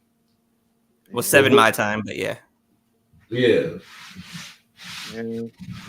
But I got an idea. Tell me if you guys are cool with it. How about in a Sunday, like that you guys can, or Saturday, that you guys can pick the Saturday. How about we go like a retro pay-per-view this month? Like on a I Saturday. was thinking about us reviewing retro shit. I was So thinking you guys about can that. so you guys can pick, or what we could do is that we could have a poll. Does anybody know how to work Yeah. do a Don't online don't poll? don't say it. You I said do an understand? online poll. Does anybody know how to work a poll? I was about to say it, but I caught myself. Oh, I said, does anybody know how to do an God. online poll? Oh, That's what I was about to say. And with that, I'm Lord. going to say pause. But Yeah, I'm fucking with you, man. I'm Oh fucking with my you. okay. Lord. But yeah, I know how to do the voting shit. I know how to post that. Yeah, so just pick the pay-per-views and let's have a vote. Yeah, like basically what I was thinking about when it came to that, like we go and that'll bring some engagement. I'll have people vote like, okay, what should we like? All right, for instance, it could be like a match of the week. I had like a match of the week type of time, right? And I will post it in the community post. Or what should be the match? What should be the match of the week? It don't have to be what happened this week, like when it comes to SmackDown or Raw, SmackDown, MLW, whatever. It could be from present to the past. And I will have like different matches, like 3 different matches you could vote from. And live during the show, whatever wins, I'll show who won, and then we'll go from there. We'll just review the match live at the table. Okay. Yeah, good idea. You know what I'm saying? But Nah, I yeah, mean, let's stay focused with that too. And for all y'all out there, I keep saying, even when we're not live, look at the community posts. We got shit popping up in the community posts. The round table is always cooking, even when we're not live. Look at the posts. Share the posts. nah, I mean. You Right. did. Well, let's get up out of here, B. We've been here for over a half hour. I appreciate y'all, B. I appreciate y'all in the chat. Appreciate TKO and Black Saw for pulling up. You know what I mean? You guys are awesome. Yes, sir. I'm gonna play some shit. I'm gonna play a couple of tracks before we get up out of here. Oh yeah, by the way, TKO, who won the little poll thing? Not the little poll thing, but like the contest. There you go. Oh, my challenge. Shout outs to my girl Siobhan. She just won my water fountain challenge. She won the prize money. Congratulations. Oh, okay. Congrats to Congrats, her. sir. You know what we gotta do? You guys send me that shit, and I'll play because but she twerking that booty meat.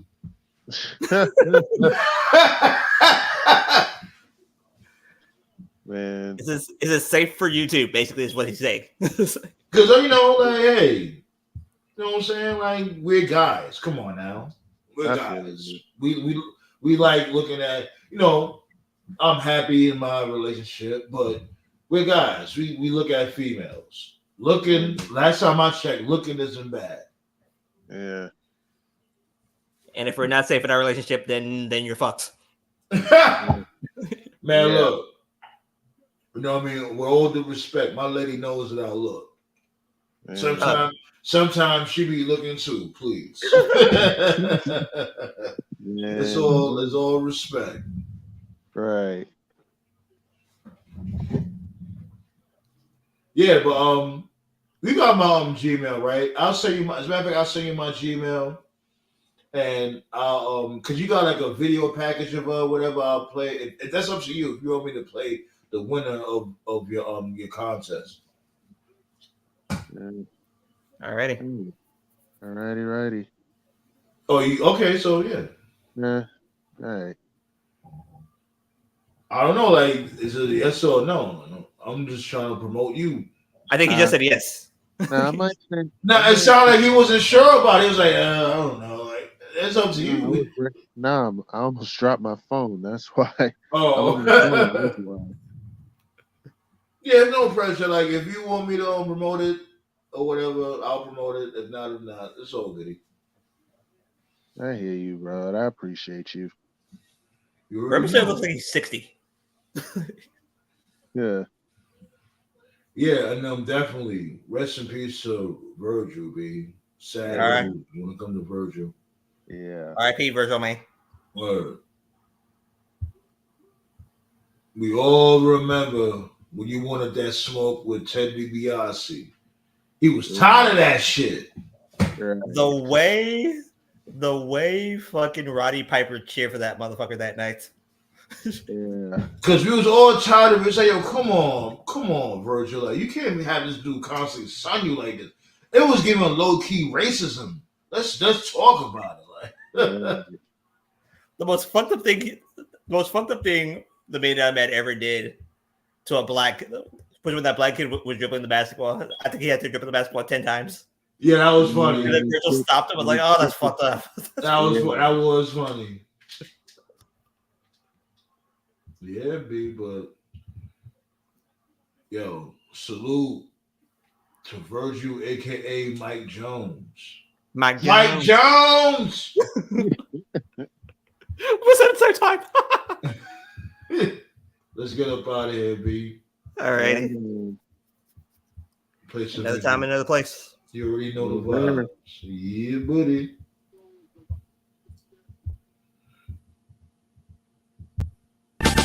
One, two. Yo. Fresh white paper, hip-hop maker.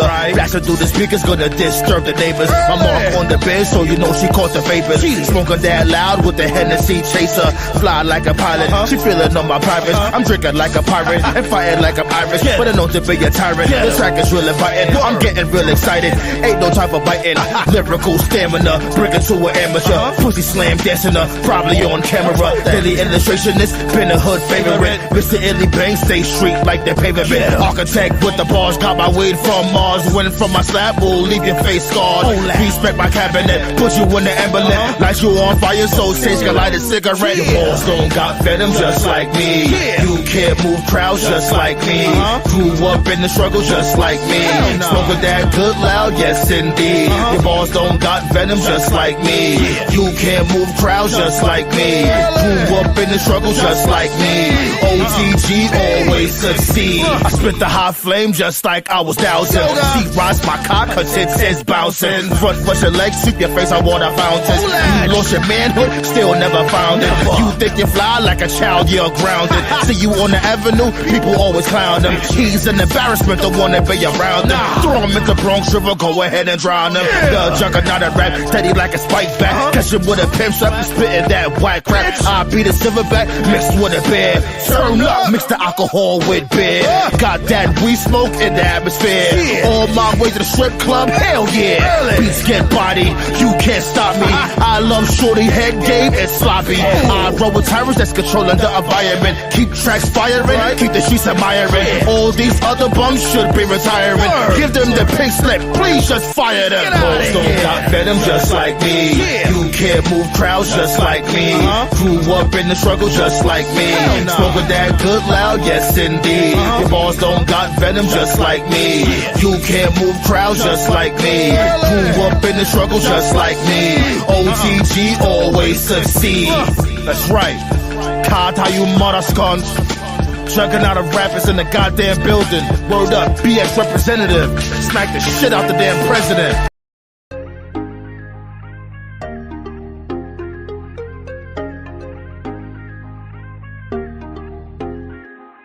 First time that we met, I knew that I had to have a girl. You stole my heart. It hit me like a sledgehammer, knocked me off my feet. I never felt this way before. I'll be the one you need. That's what I had to let her know. I see you cry in the middle of the night. He did you wrong, girl, you know he ain't right. Put your faith in me, I give you all I got. All I need is one shot, just give me one shot. Told her how I felt.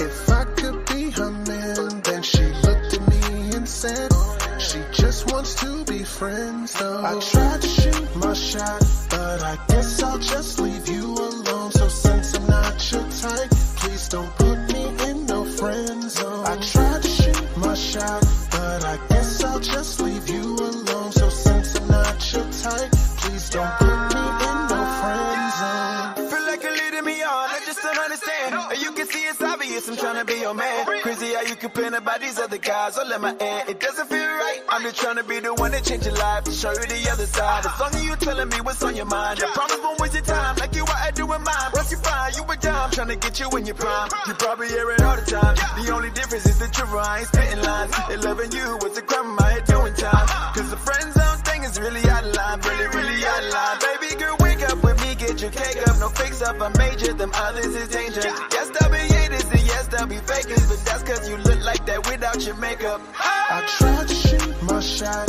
but I guess I'll just leave you alone. So since I'm not your type, please don't put me in no friend zone. I tried to shoot my shot, but I guess I'll just leave you alone. So since I'm not your type, King of New York, please don't put me in no friend zone.